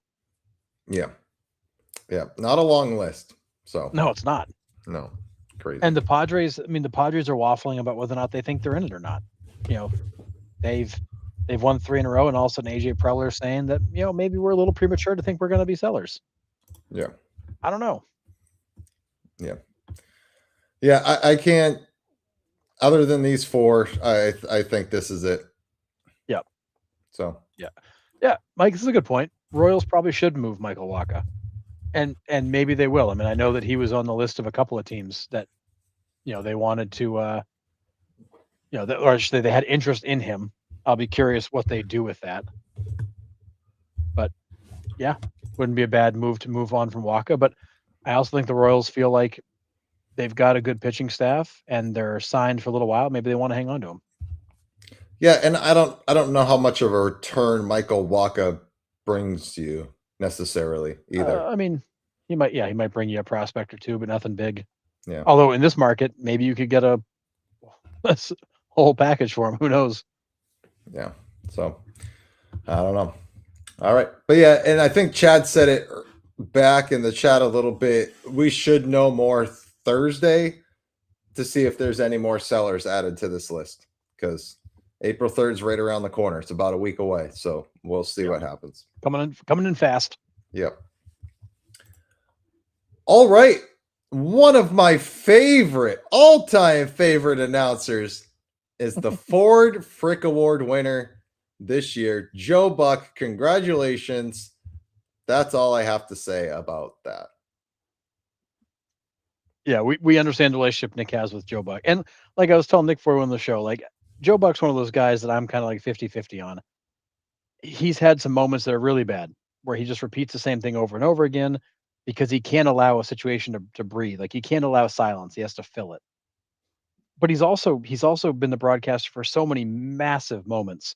And he's got a really good voice, like a kind of an easy tone to listen to. He's an easy guy to listen to, and he's not saying stupid stuff. But he's one of those guys that he's had a hell of a career. He's been involved in a ton of huge moments. Good for him. But there's so many broadcasters I would listen to before him. Yeah. The only reason I have a podcast is my dad was a podcaster before me. So that's the only reason I have a podcast. But anyways. All right. Moving on. MLB is cracking down on iPad usage with AI programs. Now, listen to this. Supposedly, in the Mets dugout, according to Adam Ottavino, so take it as you want, take it with a grain of salt. I don't really know how you feel about Adam Ottavino, but he said that there was an AI program on the iPads following the games, and they could make the coaching decisions for the team. So, Carlos Mendoza actually get fired because the computer wasn't doing their job, or what is going on with this? This one kind of cracks me up because, here's, Mets are playing terribly, and playing terribly on both sides of the ball. They can't pitch, they can't hit, they can't field, they can't do anything. And then you find out that they spent a few $100,000 on some AI program that they're feeding in real-time data and having it give them recommendations of what they should do. And you kind of go, really? So how much is Mendoza actually managing? Is Mendoza doing what we thought Dave Roberts was doing all those years, just like getting the call like phoned into him and just doing it? And why have you not already killed the AI program yourself, given the season you're having? Like, why are you still using this thing? It ain't working. Yeah, they kept the AI program but fired Mendoza, so pretty awesome. Yeah, I mean, what are we doing here? And apparently, other teams were have used. A lot of them are using AI programs to run game stats and stuff like that after the game to develop patterns and trends. Like that makes sense. It's a lot of heavy data analysis. AI can do really well. I don't think I want AI telling me what pitch to call or whether or not a guy should steal in the seventh inning. I just don't think that's what AI is built for. It's the same reason that I don't think we'll ever go to fully like automated umpires, because they can't interpret the on game things. Like baseball has a lot of interpretation in it. You have to interpret every single motion, every single play, every single pitch before it happens. AI can't do that. AI can't interpret what's going on, like in between the lines. It's only giving you data. Yeah. Right. And by the time you could tell AI all the things it needs to know about, like what he's doing for slide steps today and command location, by the time you tell AI all those things to get an answer, the play's already over. Right. Like it's dumb. It's outrageous that this is what teams are spending their time and money on, trying to get AI to predict things for them. It's just like, how do we get here? Right. Like, how do we end up here, Nick? I don't know, but either way, MLB is taking them all away and has completely made it inaccessible for all the iPads and the MLB. So yeah, just crazy. Wild. Yeah. And there's a lot of people that are screaming that, everybody overreacted to AI and it's going to be a great tool for baseball. Maybe it will be, but you don't need AI in the dugout trying to trying to read trends and give you an answer. Like, what are we going to do next? Like, have it help us try to figure out like pitch patterns to figure out what sign they're going to call next? Like, isn't that just sign stealing in a different form? Yep. I mean, I mean, essentially, what are we doing here? yeah, just crazy. Oddball story, but It it's just it just gets weirder and weirder. it does. It's wild. All right. Out of left field discussion topics, Harrison got them for us tonight. What do you got for us with these this week? All right. I got what I hope will be a couple of maybe more controversial ones and just some questions, like stuff that we talk about that I'm like, you know what? Let's like actually get into it. So I'm Okay. looking forward to these. All right. So first one, we talk all the time about guys. He's a winner. That guy's a winner. Derek Jeter was a winner. So my question is, Nick, is are there really winners in MLB? And if so, what makes someone a winner? Like, how do we look at somebody and go, yeah, he's a winner? Is it just because he was on teams that won, or is there something about them that makes the team better? I think winning is a uh, intangible characteristic. Like some guys just have that, whether it's leadership, whether it's a role player, a clubhouse guy. I think some guys are just built to win, and it's something you can't necessarily measure with talent.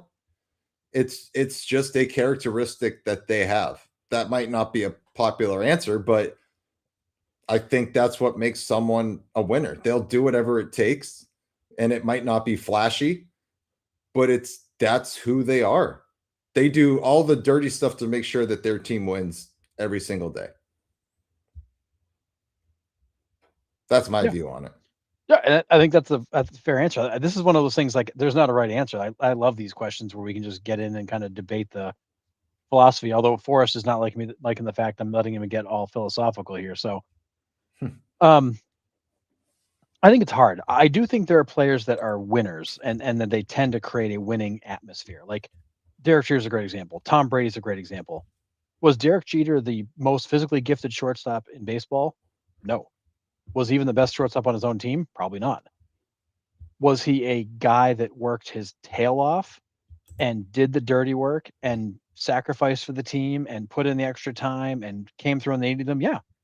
I mean, his stats are incredible, but it was more so like because he worked so hard and because he expected so much of himself and then it kind of expected that of the guys around him. There is a pull to that where guys see how hard you're working.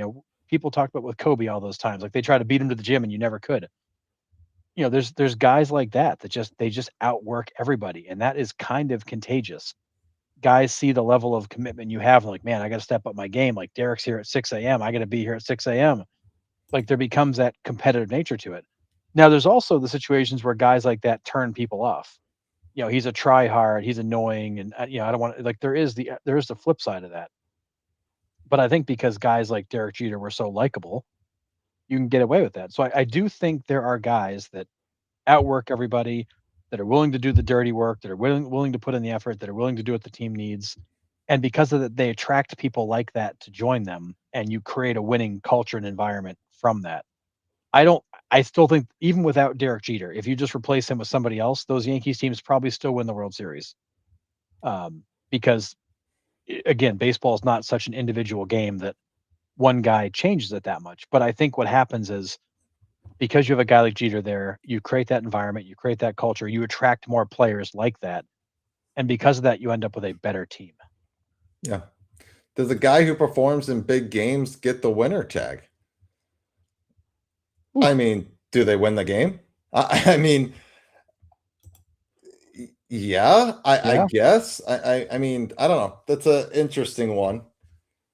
I mean, so like let's go down that path like David Ortiz. David Ortiz was super clutch. Was he a winner? I mean, would you consider David Ortiz to be a winner? Sure. I would say more clutch than a winner, but that I guess clutch would lead to winning. So yes. That's the thing. Like, are you a winner because you're on teams that win, or are you a winner because you help create teams that win? Like, and that's what the fun part of this argument is like it's the chicken or the egg. What makes you a winner? The fact that you're surrounded by other good ball players, or do you actually have a hand in making that possible? Well, and that's why Um, I go to the intangible part of the clubhouse presence, the on-field presence, the leadership presence, because that is an important element in the yep, whole thing. If you don't have that, your team doesn't win, period. So for me, fundamentally, you either have that gene or you don't, yep, right? You're either that natural born leader, maybe not the best stats, maybe not the flashiest. Maybe you dive into the stands, when you don't have to. Um, and you become a winner because you do all that intangible stuff and people lead by your example. But yeah. And I do think there is something to those players. The Derek Jeters of the world. Ivan says Freddie Freeman is a winner, and Freddie Freeman is a winner. I think again, a guy that puts in the work. Has that personality. He's infectious. Guys, people want to come and be around him. But at the same time, he won on a Braves team that was loaded, and now he's on a super team. Like right. if Freddie didn't if Freddie never went to LA, that team still wins the last two World Series. But I do think having a guy like that on the team makes the team better. Like Yes. they are a better team because of it. Tom Brady's a great example, and football is not a great comparison. But Tom Brady ever the best quarterback in the league? Statistically, no. But he was that guy that because he worked so hard and expected so much, like everybody elevated their play because that was what it was expected of them because that the team was better. Yeah. I do think there's a level of that. Oh, absolutely, for sure. And I know he wasn't popular, but Kurt Schilling to me was a winner. Everywhere that guy went. Yep. And he wasn't always a nice guy about it, but he had an expectation. Like this was how we do it. Yeah. And he maybe not as friendly as the other guys, but he expected you to do the same thing as him. Yep. Chad says it's more the intangibles and being able to produce. Team success isn't as a factor in baseball because, like Harrison says, it's not as individual based as other sports. Yeah, it's the most team individual sport out there. Yeah, right. Right? It's insane. But Well, you're the constantly performing alone. Like you're in the batter's box alone. You're catching a ball alone. You're making the pitch alone. But yet you've got a whole team around you that's got to support that. right. Yeah, being the heartbeat of the team is key. The engine that's running the car, the heart of a champion. And that's where I'm at, Curtis. Me and you are on the same page. Like, and that is an intangible thing. You either have that or you don't. And that's what makes you a winner. So, Yep. so good one. I like that one. Yeah, some interesting examples in chat. Tim Duncan was a winner, Gretzky, Yeah. Pedro's a good, and Madison Bumgarner is a good one because that was a dude that like the thought of losing just pissed him off. Like he was more of like he wasn't a winner. He was I'm not going to lose. Like that was more of his approach. You won't beat me. Like Right. I will not lose. I will do whatever it takes to win. Yep. Yeah. Agree. All right. Well, Next hang on one. before we move on. This is a good one. This is a great question. So for that whole Red Sox run, who's more of a winner in Boston, Ortiz or Pedro? Honestly, you want me to tell you my feelings on that? Yeah. It was Kevin Millar. Kevin Millar Kevin Millar completely changed how Boston thought about approaching the game. Right? Kevin Millar took that clubhouse by its haunches and says, "This is what we're going to do. Don't let us win tonight, and we're going to do whatever it takes." Right? And then the other guys, to your point earlier, followed that and then ran with it. So Ortiz and Pedro, yeah, absolutely. But I think it was a product of 04. Yep.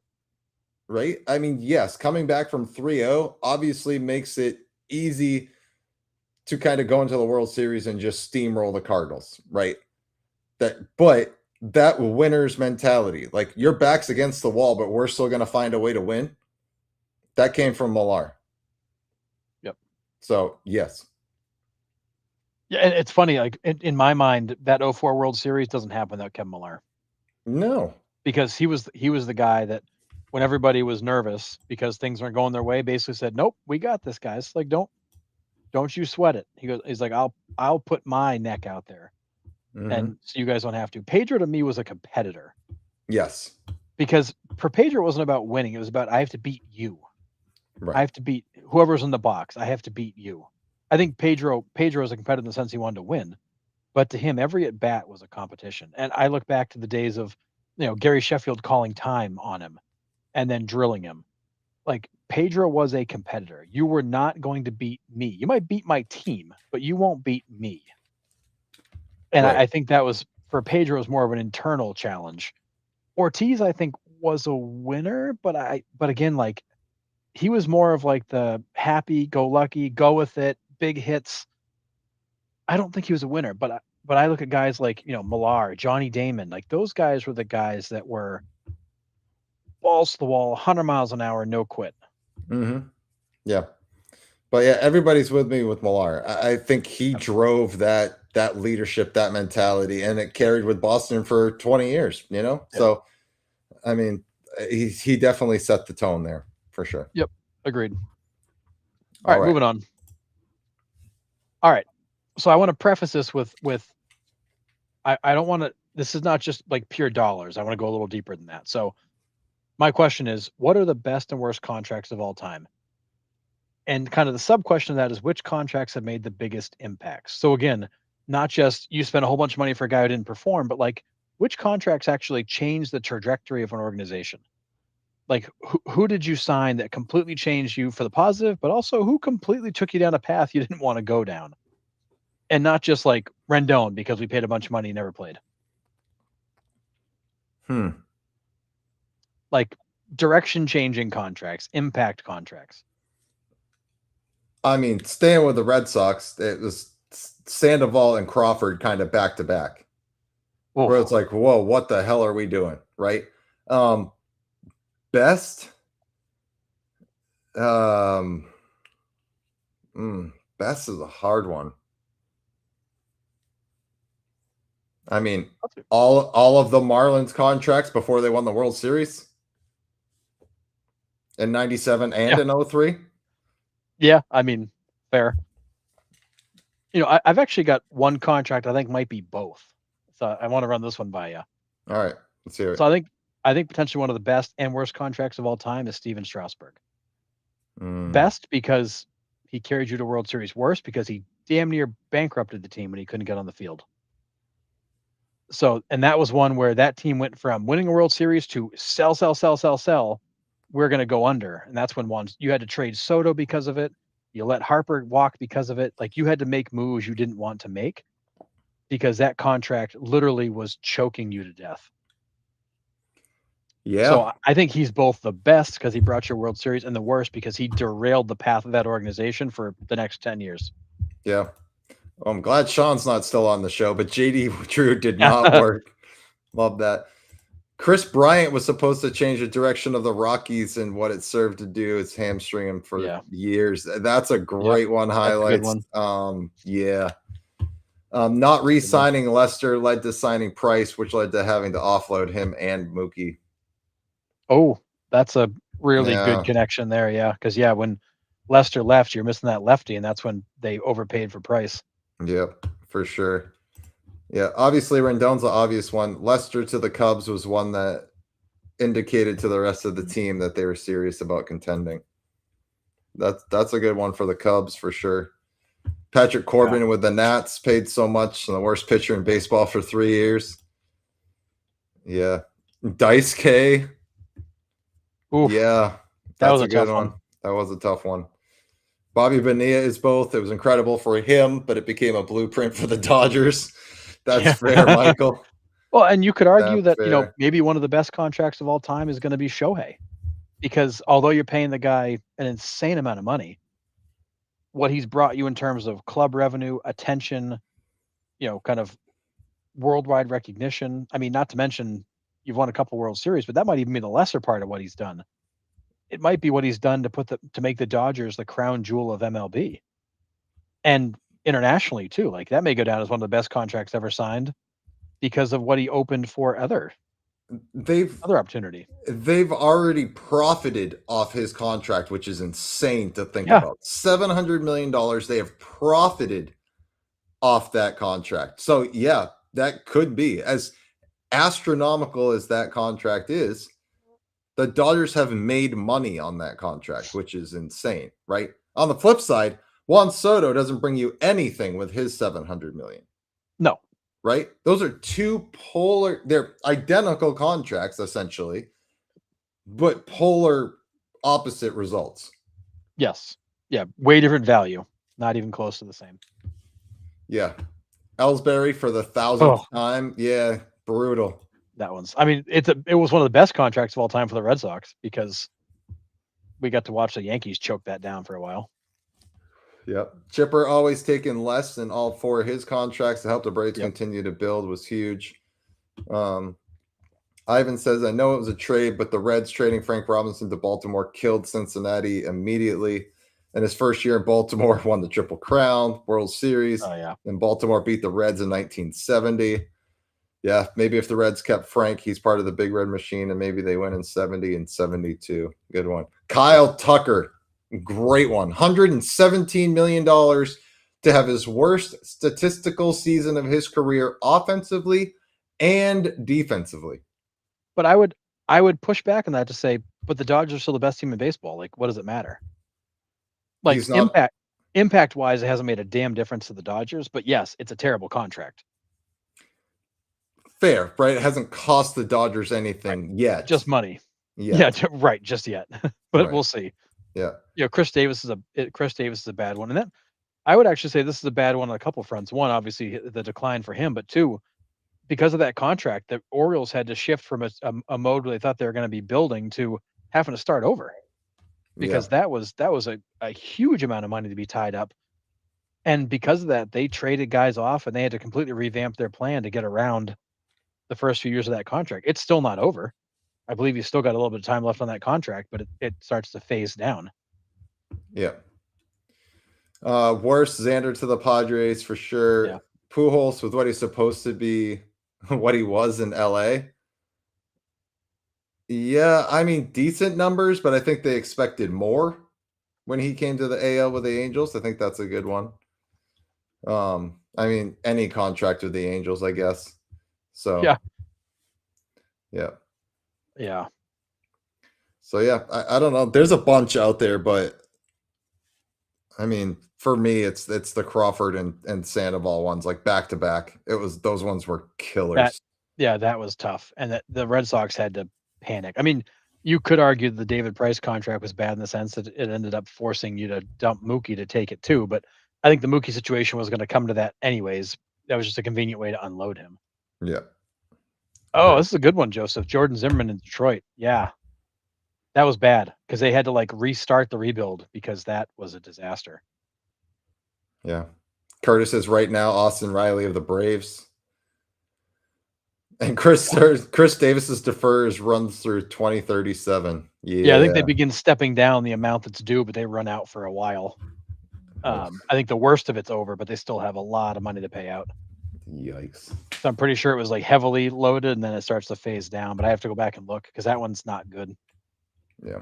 And that's the gift that keeps on giving. I mean, you could argue that Ken Griffey Jr.'s contract with the Reds is one of the worst of all time because they just paid him off. What was it, last year or the year before that? They finally paid him off. Yeah.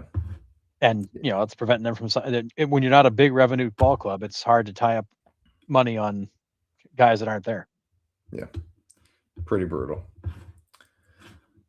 These are the days I miss capping right here, Harrison. Getting a comment like that. Oh yeah. Yeah. Miss capping. Yeah, I thought him I was thinking of him the other day. R.I.P. buddy. But yeah, I was thinking of him the other day. Yeah. All right. Next one. All right. So this is more just a fun one, I think. So if MLB was to redo the logo and put an actual player on it, and you get to choose that one player that will become the face of MLB forever, which player in history would you choose to be the face of Major League Baseball? Who is that player that is absolutely like the pinnacle of Major League Baseball players? For me, it's Harmon Killebrew. Wait, he's already on the logo, so I'll go somebody. John Temple, Griffey for sure. For me, Ty Cobb, great one. Everyone's saying Junior. I think for me, it's either Roberto Clemente or Jackie Robinson. I think it's one of those two, right? I think Roberto Clemente, what he meant to the game on and off the field, think deserves to be the face of MLB. and then Jackie Robinson, everything that he, you know, withstood to be the player. So that's me. I think it would be Jackie Robinson or Roberto. But these are all great ones. Willie Mays, I think definitely, absolutely deserves to be there. Bob Euchre.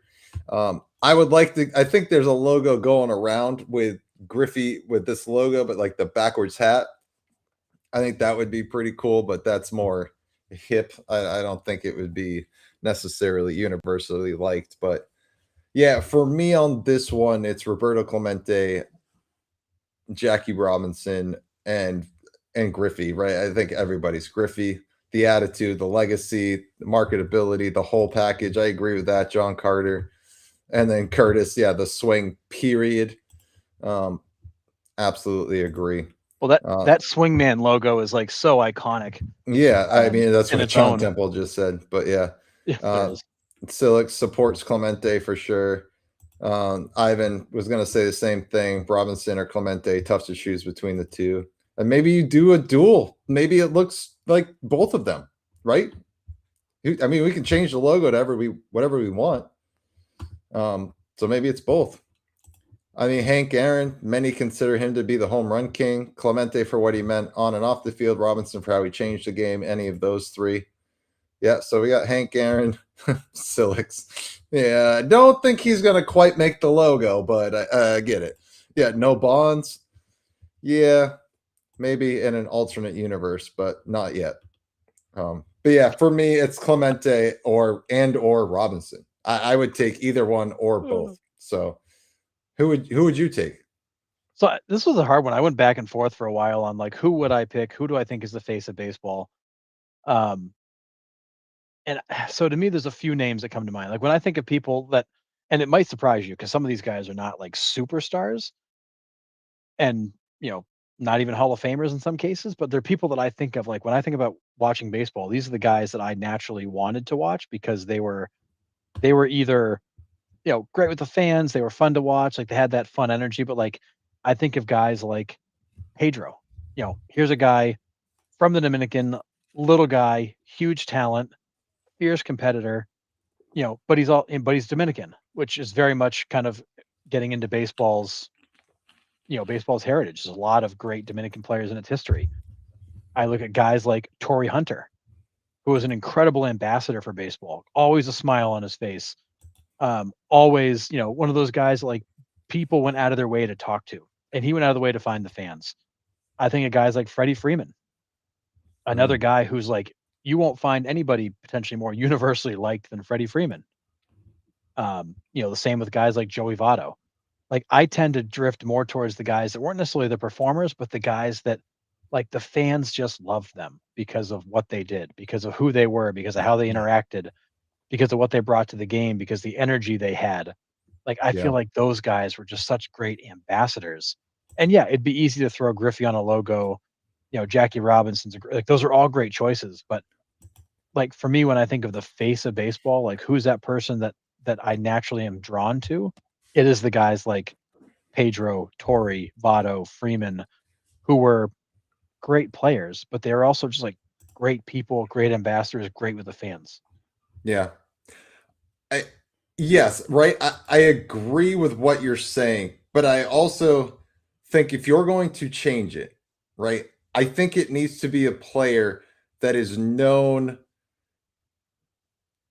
outside of the baseball realm a little bit too, right? I think, you know what I mean? Like, Yeah. everybody knows Jackie Robinson's face. Like, even if you do not know anything about the game of baseball, you know who Jackie Robinson is, right? I You hope. most likely know who Roberto Clemente is too, right? Or they're like, oh, he looks familiar. Who is that, right? Yep.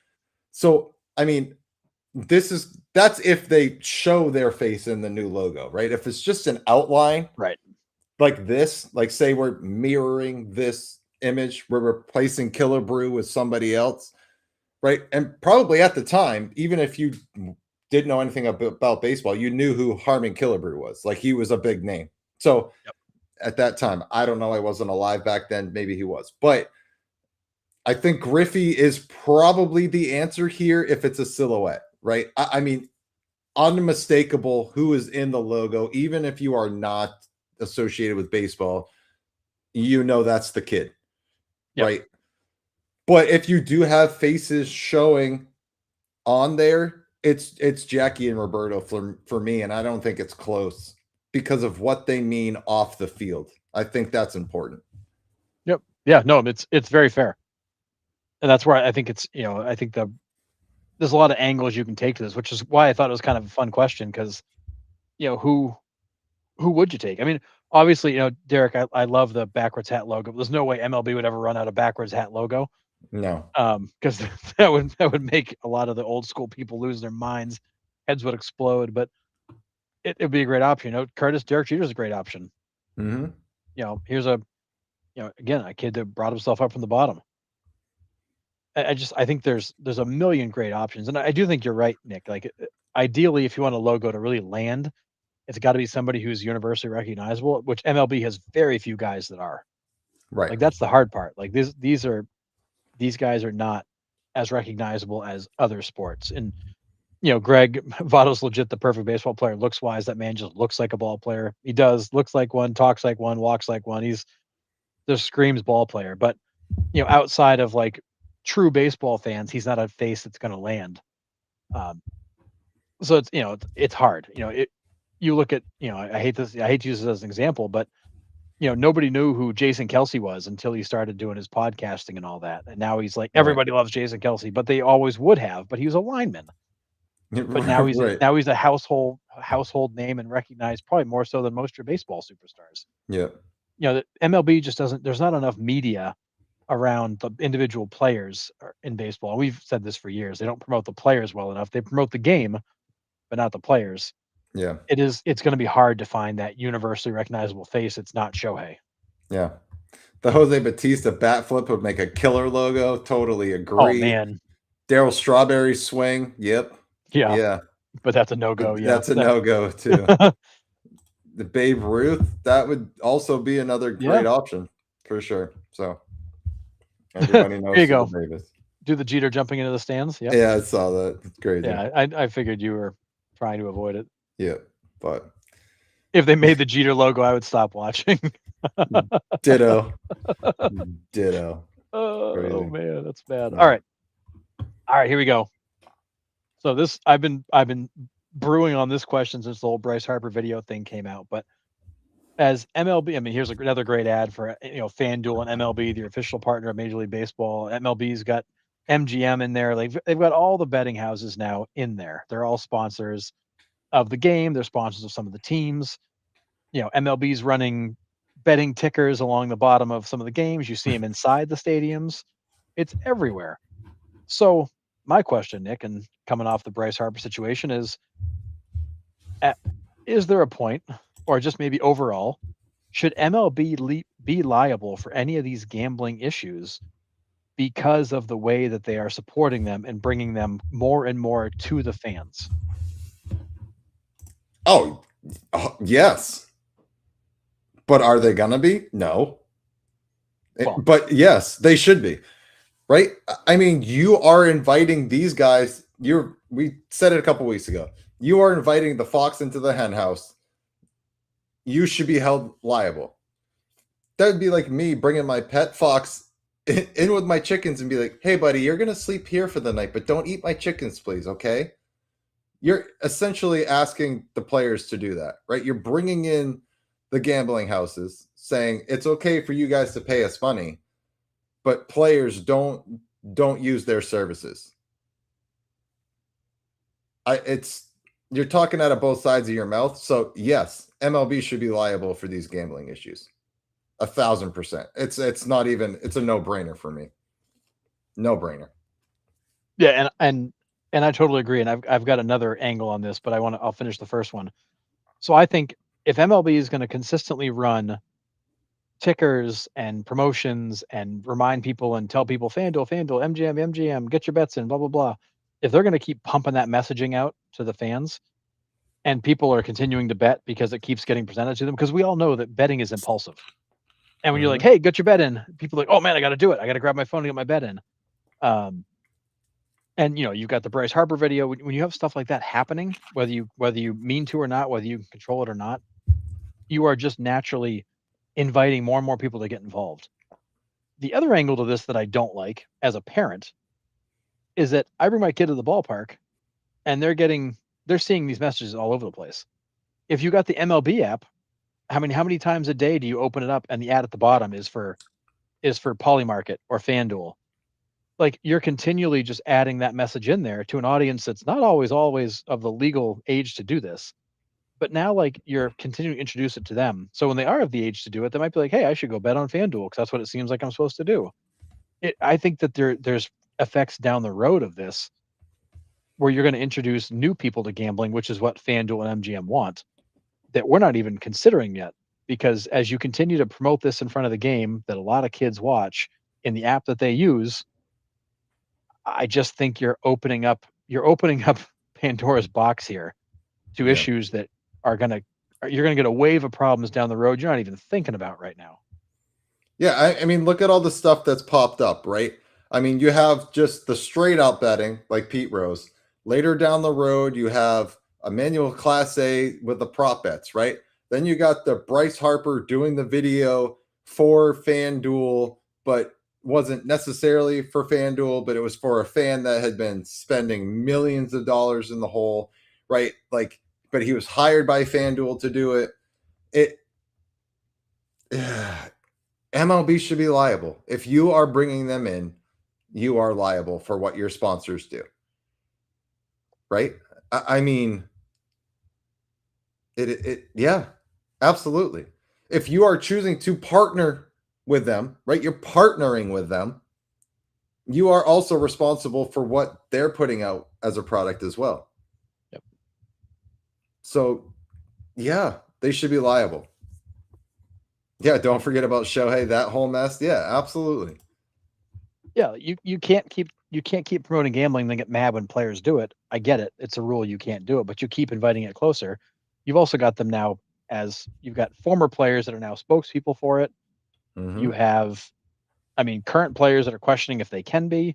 You got Bryce Harper that gets pulled into this whole cameo video and not knowing what it was being used for. But again, like, that's like a loophole in this whole thing, is that they contracted him outside of MLB to do this. And I just, you are very much opening Pandora's box in a way that I don't think you thought about at the time. The check looks awesome when you get it, and then you realize all the strings that are attached to that check, and I don't think it's as good as you think.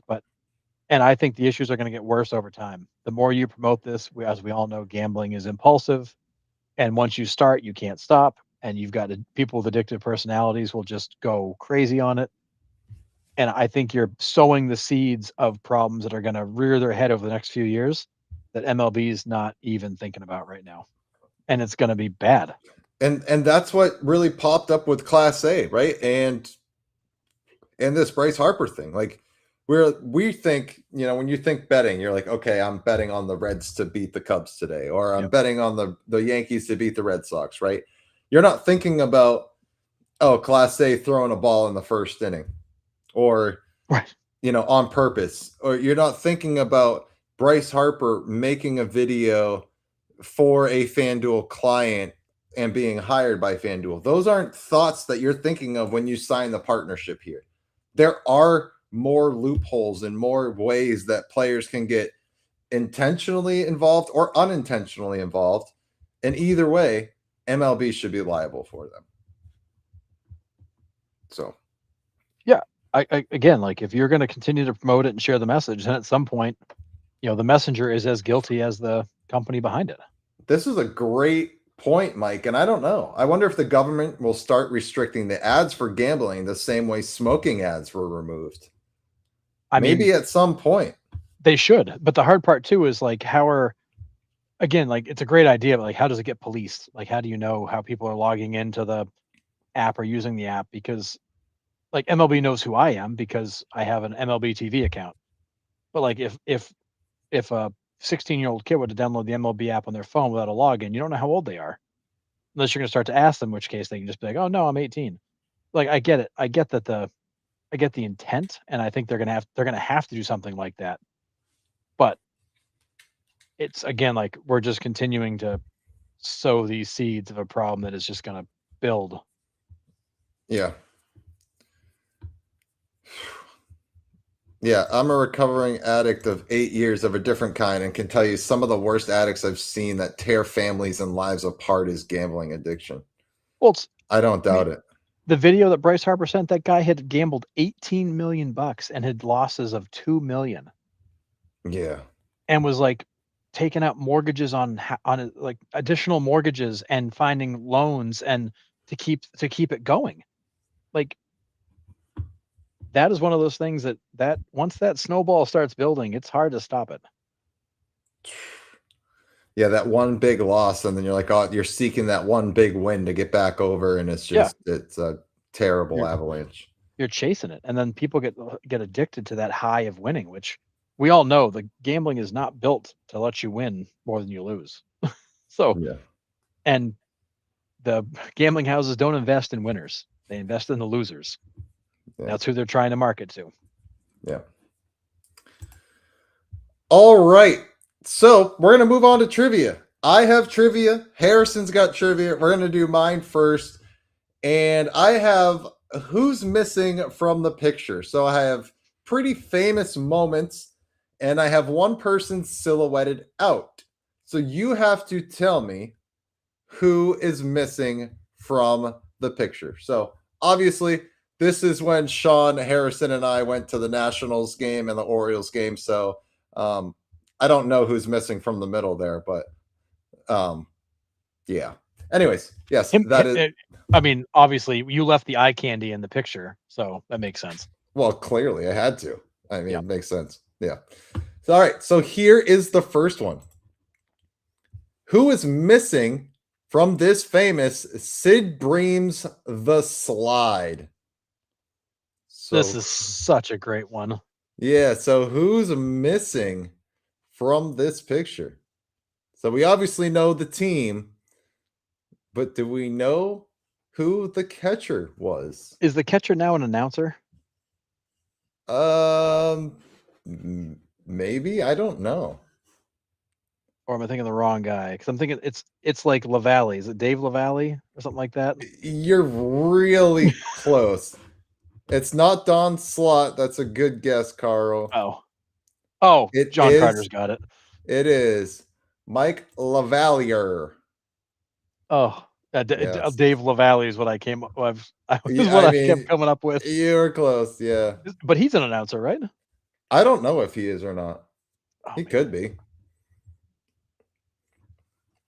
I'm looking it up. Carry on. Yes. So Mike LaValliere. Nice job, John Cata. All right. Here's the next one. Maybe not. Who's missing from the protector of Mark Burley's Perfecto?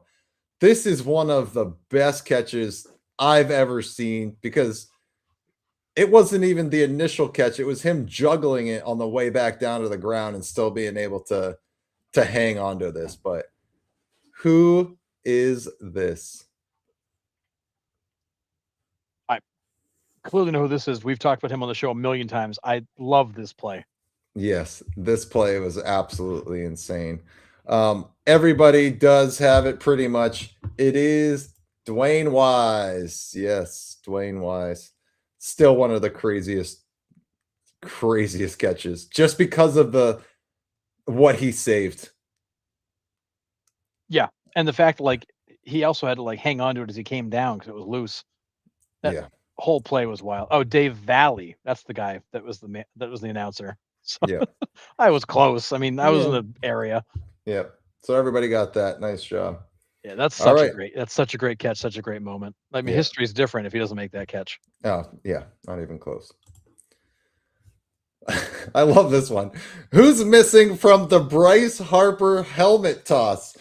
This is a pretty famous brawl. I'm actually really glad that the helmet slips out of Bryce Harper's hands here and doesn't make contact because that thing was humming. But who is missing from the Bryce Harper helmet toss? Yeah, can we call that a toss considering the thing went like straight to the right and it was nowhere even near the pitcher? Yeah. I do remember the pitcher only because of this moment. I would have no reason to know this guy's name otherwise. Yeah. So, anybody in chat? Manny Machado. Mhm. I wish. Yeah, no kidding. In that case, I would have wanted to see the helmet go straight at him. Yeah, right.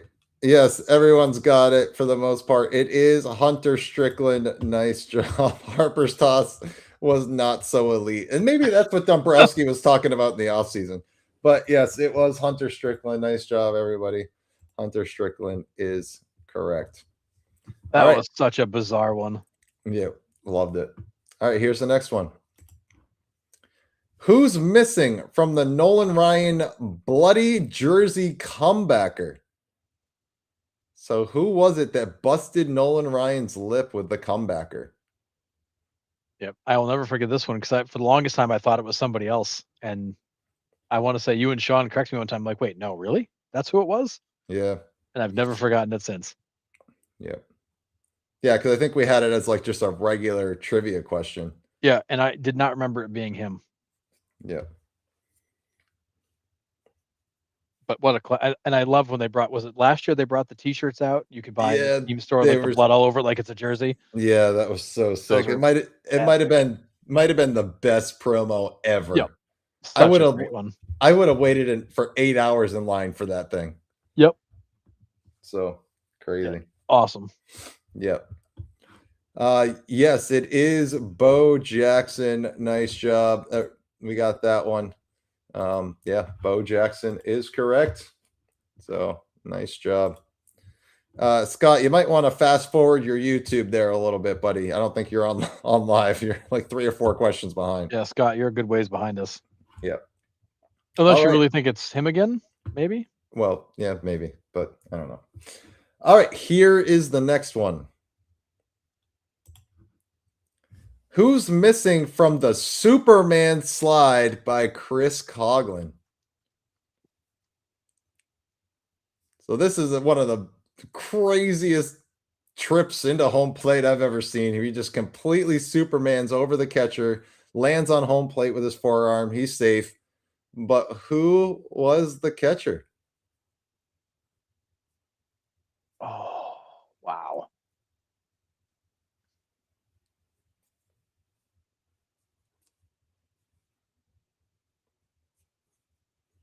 Wow, I was thinking.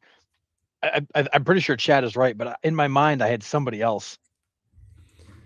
Yes, Chat is absolutely correct. It is Yadier Molina. There he is, hunched over, just being like, "What the heck is happening?" Yeah, completely. That was such a cool play. Oh my goodness, crazy. Yeah, the only time Yadi ever looked foolish behind the dish, I wouldn't even know what's going on, dude. It'd just be like, "What is he doing?" It's one of those like you just don't expect it. Like there's no moment you're thinking this guy's going to try to go over me. You're right. Yeah, that's the one thing as a catcher you can pretty much rule out, right? He's either going to try to slide between my legs, left or right. He's not going to try to go over me. Yeah, and for it used to be that you wonder if they would go through you, but Yeah, right. You don't do that anymore. No, but yeah. So Yadi, that was wild. Molina. Yeah, it was crazy. All right. Who's missing from the I lost my career because I homered off a position player on a 3-0 pitch?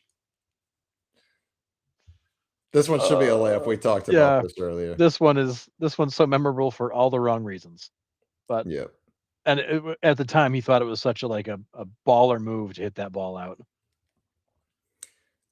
I mean, I don't even think it was his reaction, was it? It was like, wasn't it La Russa that was pissed about it? Like, we don't do that. Oh, right? La Russa went right to the moon. Yeah. So, yeah, this one is crazy. But yes, it is yep, Yerman Mercedes-Benz. So, yep, nice job, guys. Yerman Mercedes. And then he tried to hang on with, I think, the Giants. I think he made a comeback and just didn't stick with the Giants either. Yeah, so didn't have it. No. So, but yeah, he was a promising young prospect. White Sox were high on him. This completely changed the trajectory of his career. Just And was that Ash crazy. Didio that threw that pitch too? Yep. Yeah. This is the actual trip around the bases. Yep. Yep. Jeez. So crazy. All right. Who's missing from the "you suck for us, you suck for them" viral moment? This is a layup, but I could not put this one in. I love this moment. One of the all-time meltdowns on Angel Hernandez I've ever seen, and I every time that clip comes around, I just watch it over and over and over again. Because the whole thing is he's like politely yelling at him, which is the coolest thing ever, right? Yep. He's just like, the pitch was right here. He like goes over and like marking in the batter's box, and he's like, "You suck for them, you suck for us, you suck for everybody." Like he's just like, He's so animated. yeah. Oh It's my so God. awesome. And Angel Hernandez is just like standing there staring at him like deadpan. Yeah. Like, you But done? yeah, it's such an awesome moment. Oh. But yes, of course, it is indeed Kyle Schwarber. It might be one of my favorite, if not my favorite, meltdown of all time. Yeah, Curtis, Oh, he so told the good. truth. Yeah, it's and like politely yelled at him. I don't know how else to describe it, but Yeah. it's just. I mean, yeah. Harper had another good meltdown on Angel when he was at third base on that check swing when he like goes down the line towards him. Yeah. That was another good meltdown. I mean, that was on a check swing, and Yeah. Harper barely took the bat off his shoulder. I usually don't defend Bryce Harper, but gosh darn it, man, he like barely twitched. Oh, it was Hernandez terrible. is like, "Yep, he went." I was like, "What?" He's like, "How the hell could you even see that?" He's like screaming. How can you call that? Yeah, Oh, man, terrible. awesome. All right. Who's missing from this massive Game 5 of the 2003 ALDS collision? Oh, that was so bad too. Yeah, Damon got carted off on this one, I believe. Yeah, that was so bad. Oh, who was the player though?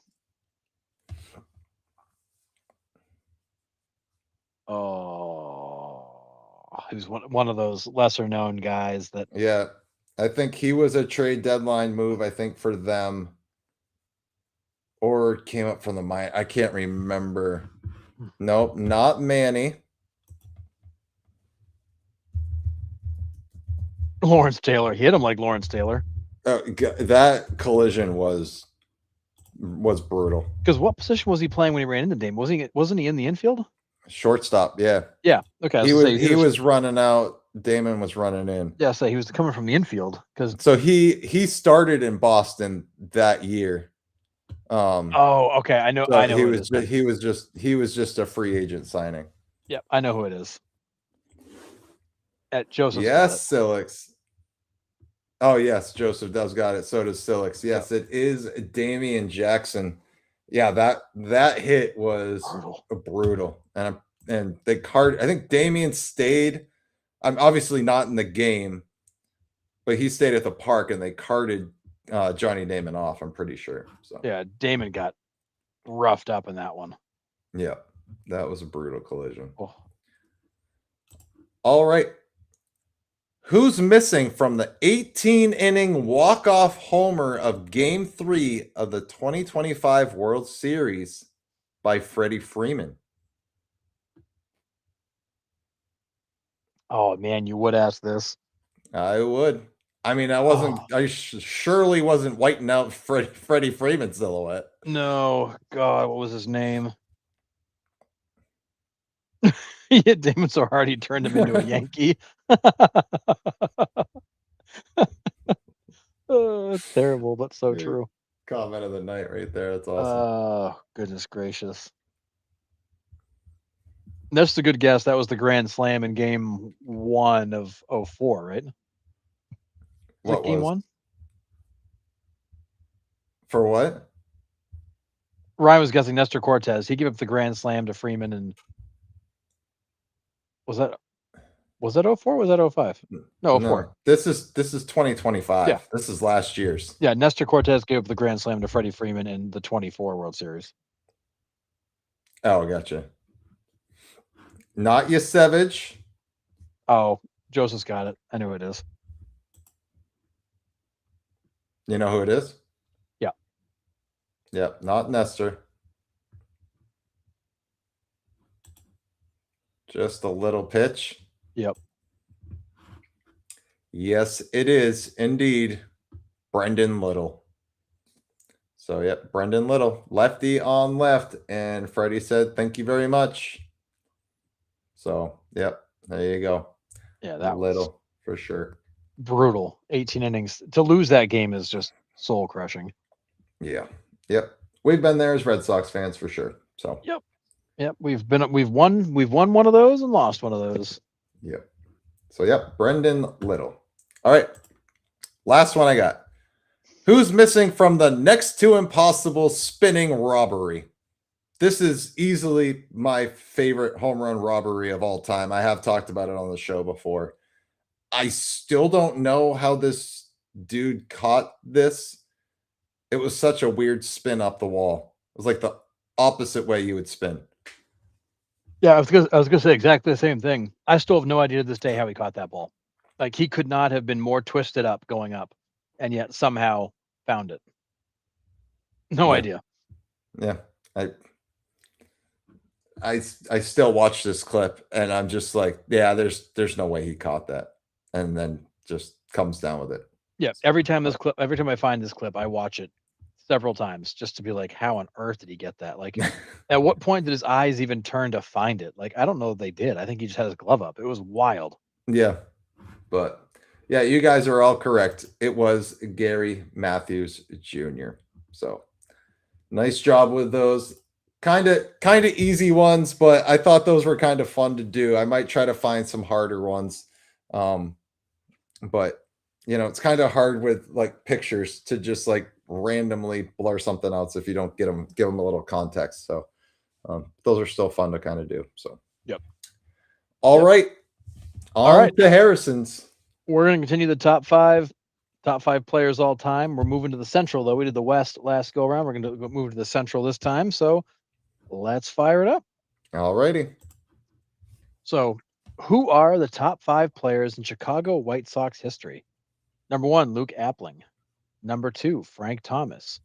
Number 3 is this guy. Number 4 is Red Faber. And number 5 is Ted Lyons.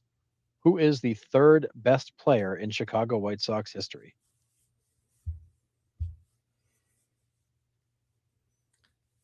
I got like 3 names in my head. Okay.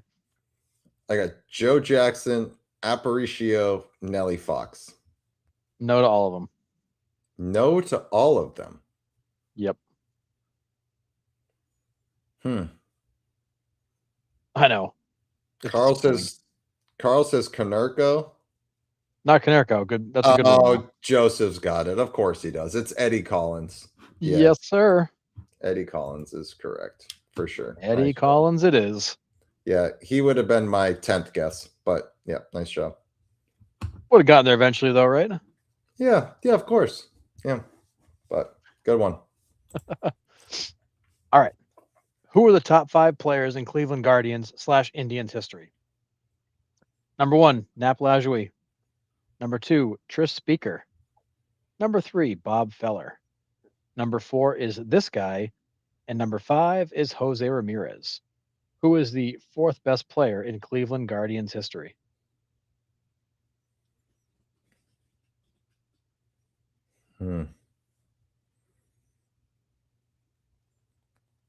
Ivan says Boudreaux.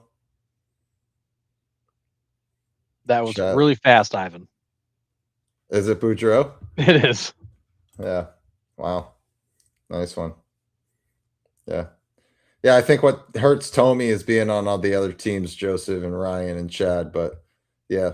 Lou Boudreaux for sure. Yep. Yeah, it does. Wow. Tommy spreading him around like that. I mean, if he had stayed in Cleveland, he for sure would have been in that group. Yep. Absolutely. All right. Next one. All right. Who are the top 5 players in Kansas City Royals history? Number 1, George Brett. Number 2 is this guy. Number 3 is Amos Otis. Number 4 is Brett Saberhagen. Number 5 is Willie Wilson. Who is the second best player in Kansas City Royals history? Salvi. I wish, but no.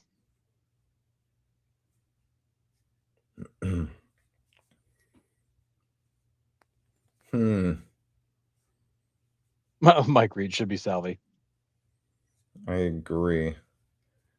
Would this Frank White? Great guess, not Frank White. Another long-time Royal. The Probably guy we've talked about a few times on the show. Alex Gordon's a good guess. Is it Gordon? Not Gordon. That's a good guess. Quisenberry. Not Quiz. Is it Apier? That's got to be Yeah. the last one, right? It is. It's Apier. Huh. All right. So yeah, we got that eventually, but yeah, dang, tough one. Yep. All right. Who are the top 5 players in Minnesota Twins history? Number 1, Rod Carew. Number 2, Harmon Killebrew. Number 3, Joe Mauer. Number 4, Sam Rice. And number 5 is this guy, who is the 5th best player in Minnesota Twins history. Is this so easy that it's a trick? Like I hope so, because I feel like I owe you guys one after the last couple. Okay, yeah, then it's Puckett for sure. Yes. I was like, I hope this isn't a trick. I was like, I feel like I had to give him a layup. A couple of those were a little trickier. Yeah. I'm trying to make them a little bit less. I'm trying to pick the more obscure of the 5, but this one was like, come on, this is not a hard one. You could have taken Sam Rice out, and I would have been here all night. I was like, I should do that, but that just seems mean. Yeah. Well, I've done that a few times to you guys. It is Kirby. Yeah. All right. All right. Who are the top 5 players in Detroit Tigers history? Number 1 is Ty Cobb. Number 2, Al Kaline. Number 3, Charlie Gehringer. Number 4 is this guy. Number 5 is Alan Trammell, who is the 4th best player in Detroit Tigers history. Silix, if it's not Kirby, then the list is wrong. Yeah, for sure. That's fair. Top 5 players, Detroit Tigers history.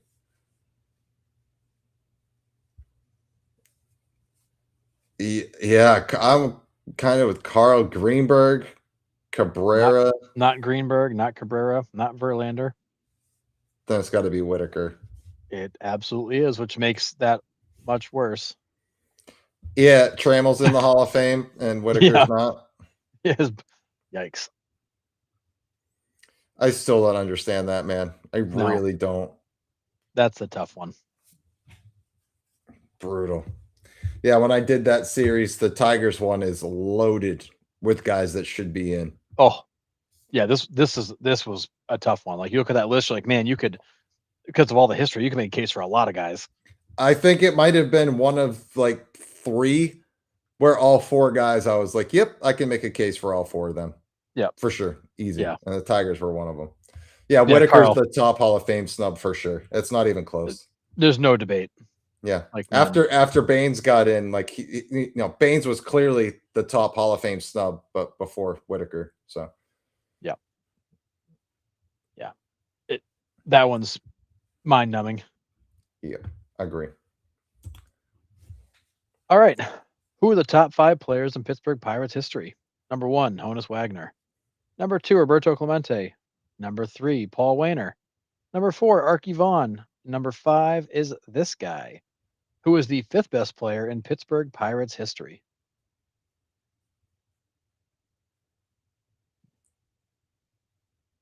Is it Pops? It's got to be Pops. I'm going to give Chad a second. Mazurowski's the other guess. Not Maz. Kutch. Kutch is a good guess, not Kutch.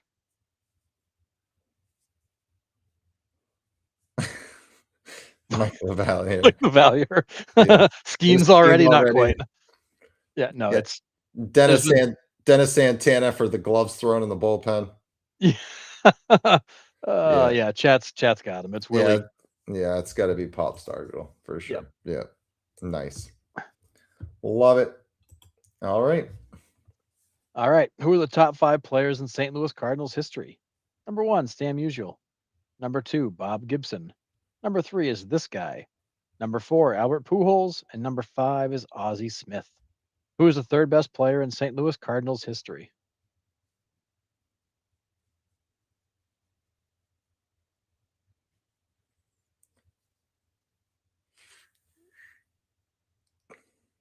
Say it. You want to say Carpenter? I know you do. Close. Yeah. But which Carpenter am I talking about? Oh, good point. The Pride of New Hampshire, Chris Carpenter? No. Red Schurendeist. Schurendeist. No. Oh, it's Michael's got it. It has to be him. He's got to be in the top 5. It's got to be Rogers Hornsby, right? I mean, we got Lou Brock. I'm leaning towards Michael's. Hornsby was insane. What else we got? When it comes to history, you can usually follow Michael. If it's Yachty, I will vomit. Yeah, it's not Yachty. All right. So we do have Red Schoenweiss, and we also have Brock on there. Silix, you only need those 4. Adam Wainwright. Shandeist is how you say that? I've honestly, like, there's too damn many vowels. Like, I'm out. I'm out on that name. Yeah. I've heard Schoenweiss. I've heard Shandeist. Okay. Sure. Red S. Yeah. Got it. Cool. Just red. I mean, that's yeah, red. Just goes by red. Yeah. Anyways, yeah. Rogers Hornsby's. It is. It's Rogers. Nice. Cool.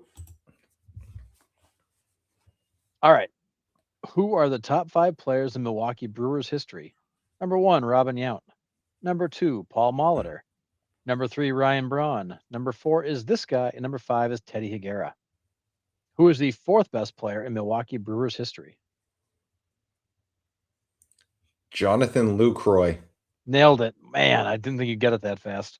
Crushed it. Richie Sexson. Ricky Weeks. Oh, Ricky Weeks, that dude. He had a stretch where he was so good. My guess here is Coop, but Prince is a good guess. Not Prince is a good guess. Braun seems too high. Gorman Thomas is a great guess. Oh, that's a good one. Gantner is really good too. Yep. Yeah, I'm going with Cecil Cooper. I'm going with the majority of the chat. That's my guess. Cal Eldred, I love it. Yeah. Mark Rogers. Lyle Overbay. Laverne and Shirley. Love it. Anyways, yes, it is the Coop. Nice. Cecil Cooper. Cecil. Cecil? Yes. Cecil. Anyways. I always like saying Cecil. Yep. I do too. And because you got Cecil Fielder. Right. I just like saying Cecil Cooper. It's funner. Mm-hmm. For sure. All right, moving on. Who are the top 5 players in Chicago Cubs history? Number 1 is Cap Anson. Number 2 is this guy. Number 3 is Ryan Sandberg. Number 4 is Ernie Banks. Number 5 is Billy Williams. Who is the 2nd best player in Chicago Cubs history? Oh, Jeremy Burnitz. I love that one, Mike.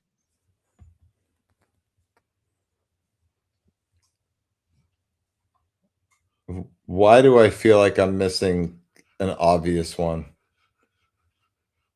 Anson, Sandberg, Banks, Williams. Oh, that's the one I'm missing. It's got to be Santo or Jenkins.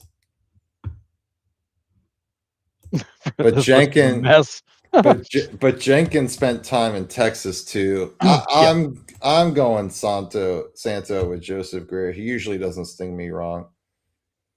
I mean, Sammy's not a bad guess. Andre Dawson, but he spent too much time in Montreal. See, that's the advantage I have is I know how this list is put together. So you guys don't. Yep. And don't get at me in the messenger. I won't give it away until we're done. Ivan's going to be all over you in messenger wanting to know the methodology. I know. But although he had gotten a few in a row, I thought he had figured it out, but I think he's veered off course. Yeah. So no one answered the poll. I'll give you a hint. It is by a specific stat. So I'll just give you that hint. I mean, now they're going to figure it out because they know what I like. No, they won't. That will give it away. But yeah, I'm going Ron Santa Claus. Yes. Yeah. And that would be correct. Love it. Yeah. All right. All right, last one for tonight. Who are the top 5 players in Cincinnati Reds history? Number 1 is Pete Rose. Number 2 is Johnny Bench. Number 3 is this guy. Number 4 is Frank Robinson. And number 5 is Joey Votto. Who is the third best player in Cincinnati Reds history? I'm This going one could be a bunch of names. Bid McPhee. Yes, nailed it. High pockets, Lopez. Yeah. Medium pockets, Charles.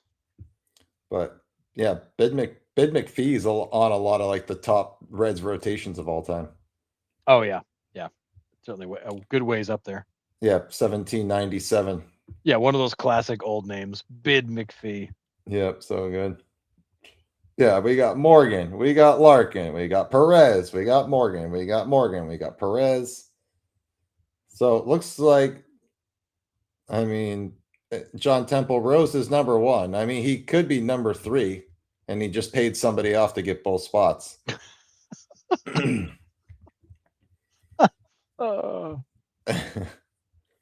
Johnny Vandermeer, love that guess. That's a good one. Yep. All right, what are we going with? I'm going with Larkin or Perez. I'm going with Larkin. He spent his entire career there. I'm going Barry Larkin. And that would be correct. All right. Is Barry Larkin. Love it. It's funny because like the big red machine gets so much attention, but Barry Larkin was so good. Yeah, he really was. So, but like that era of baseball just doesn't get as much attention as the 60s and 70s run for obvious reasons. But yeah. All right, so we threw these out to you guys on Thursday, and we heard what you said. You guys tended to like the one on the left more. Harrison and I, after the show, kind of, fooled around with it a little bit, and we actually came up with 2 other logos that we want your input on that I really like, because it's not really cartoony. It looks a little bit more professional. So the reveal, and it still might tweak a little bit, but I tend to like these ones better that are coming up. Tell me, what do y'all think about these logos right here? And be honest. I would like feedback. But these ones, I really like these because this can be branded. So tell me your feedback in the chat on these ones.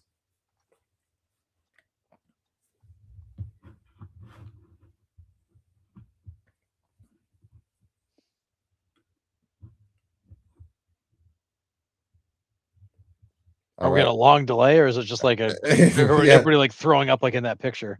Yeah. Is that's supposed to be Harrison? Uncle AI is drunk. I prefer the new ones.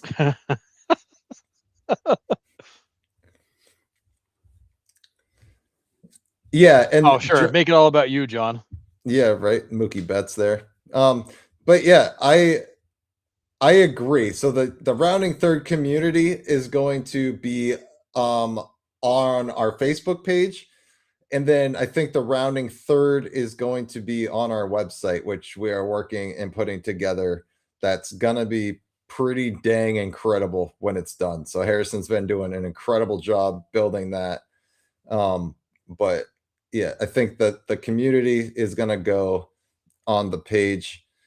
We do want to add a tribute to Cap'n in it somewhere. Either the C is a different color in community.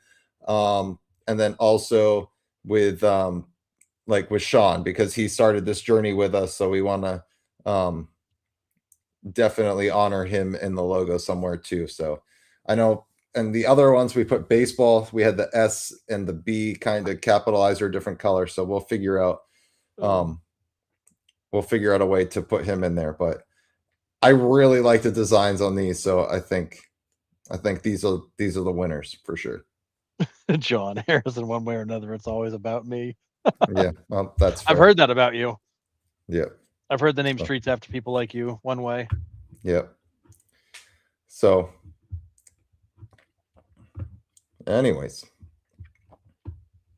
I think that's a good idea to use both. Yeah, the Facebook page is definitely more about like you guys, the community, right? And the rounding thirds more of like the branding that we want to do outside of it eventually. So more of like the media company part of it. So I think you should work the word suspicious into it somewhere. You invented the word after all. I use it often. I'm so glad that you're using that, Ryan. yeah, that's awesome. You should have a spin-off podcast called Thrown Out at Home since this is rounding third. That'd be awesome. Well, we're always open. Anyone wants to podcast with us, we'll help you get started. Yeah, absolutely. That was one of our original. I shouldn't say original. One of the plans along the way was as we got more involved in like the creator community. Is rounding third could be a bunch of baseball podcasts. Anybody else wants to start a podcast? We'll help you get started. Yeah. Create a network. Yep. And it still might be in the works, you know. So we're looking towards that. So yeah. So these are kind of our winners. We are still going to tweak them a little bit, but I like the overall like foundation of what these look like. You know, and red and blue is every team in the MLB. So it kind of makes sense there. So but I'm just here to listen and discuss and disturb. Whatever logo you go with, I'll live with. Yeah. Yeah, and this is where we went with Ryan too. The blue and the red is much better looking than the cartoons. We agree. Like this looks a lot more professional than kind of being like the cartoony AI stuff. So Yeah, and those cartoons are like everywhere now. I swear, everywhere you look, mhm. people have got these like goofy cartoon images, and it's like, oh my lord, everybody's tired of the AI slop, Yeah, that people are just cranking out. It's like, yeah, I get it. yeah, People are getting AI fatigue. yeah. Kind of like Shohei fatigue Yeah, same thing. or Joe Ryan arm fatigue, which is another guy that won't be traded at the deadline. So My face isn't meant for the public, so I'll leave it to y'all. yeah, it's like a Uh, lot of guys are like, my face is perfect for radio. so are you trying to nicely say, Silix, that we're pretty? Because I've never certainly been called pretty before. I have, but I was not in the best of situations, and I was in Iowa at the time. So just kind of Was this when think you were in prison? uh, no, worse. I was at a truck stop. Same thing. At least Yeah, like rule wise, like prison rules and a truck stop in Iowa are the same thing. yeah, hmm You got a purty mouth. yeah. That's a story for another day for sure, because that was wild. So yeah, I think these are the winners, and I can't wait to roll these out for everybody. But this is gonna be pretty awesome. So. No more in the logo seems like a miss. What you can't see is that his fastball's actually been thrown, just taking too long to get in the picture. Why is Iowa catching strays?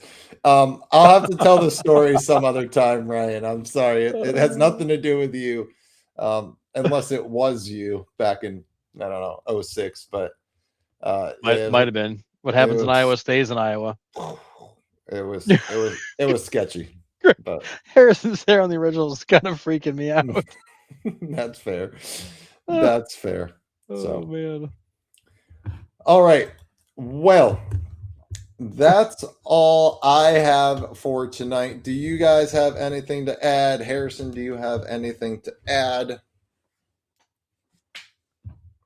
Ooh, no, I think that's it.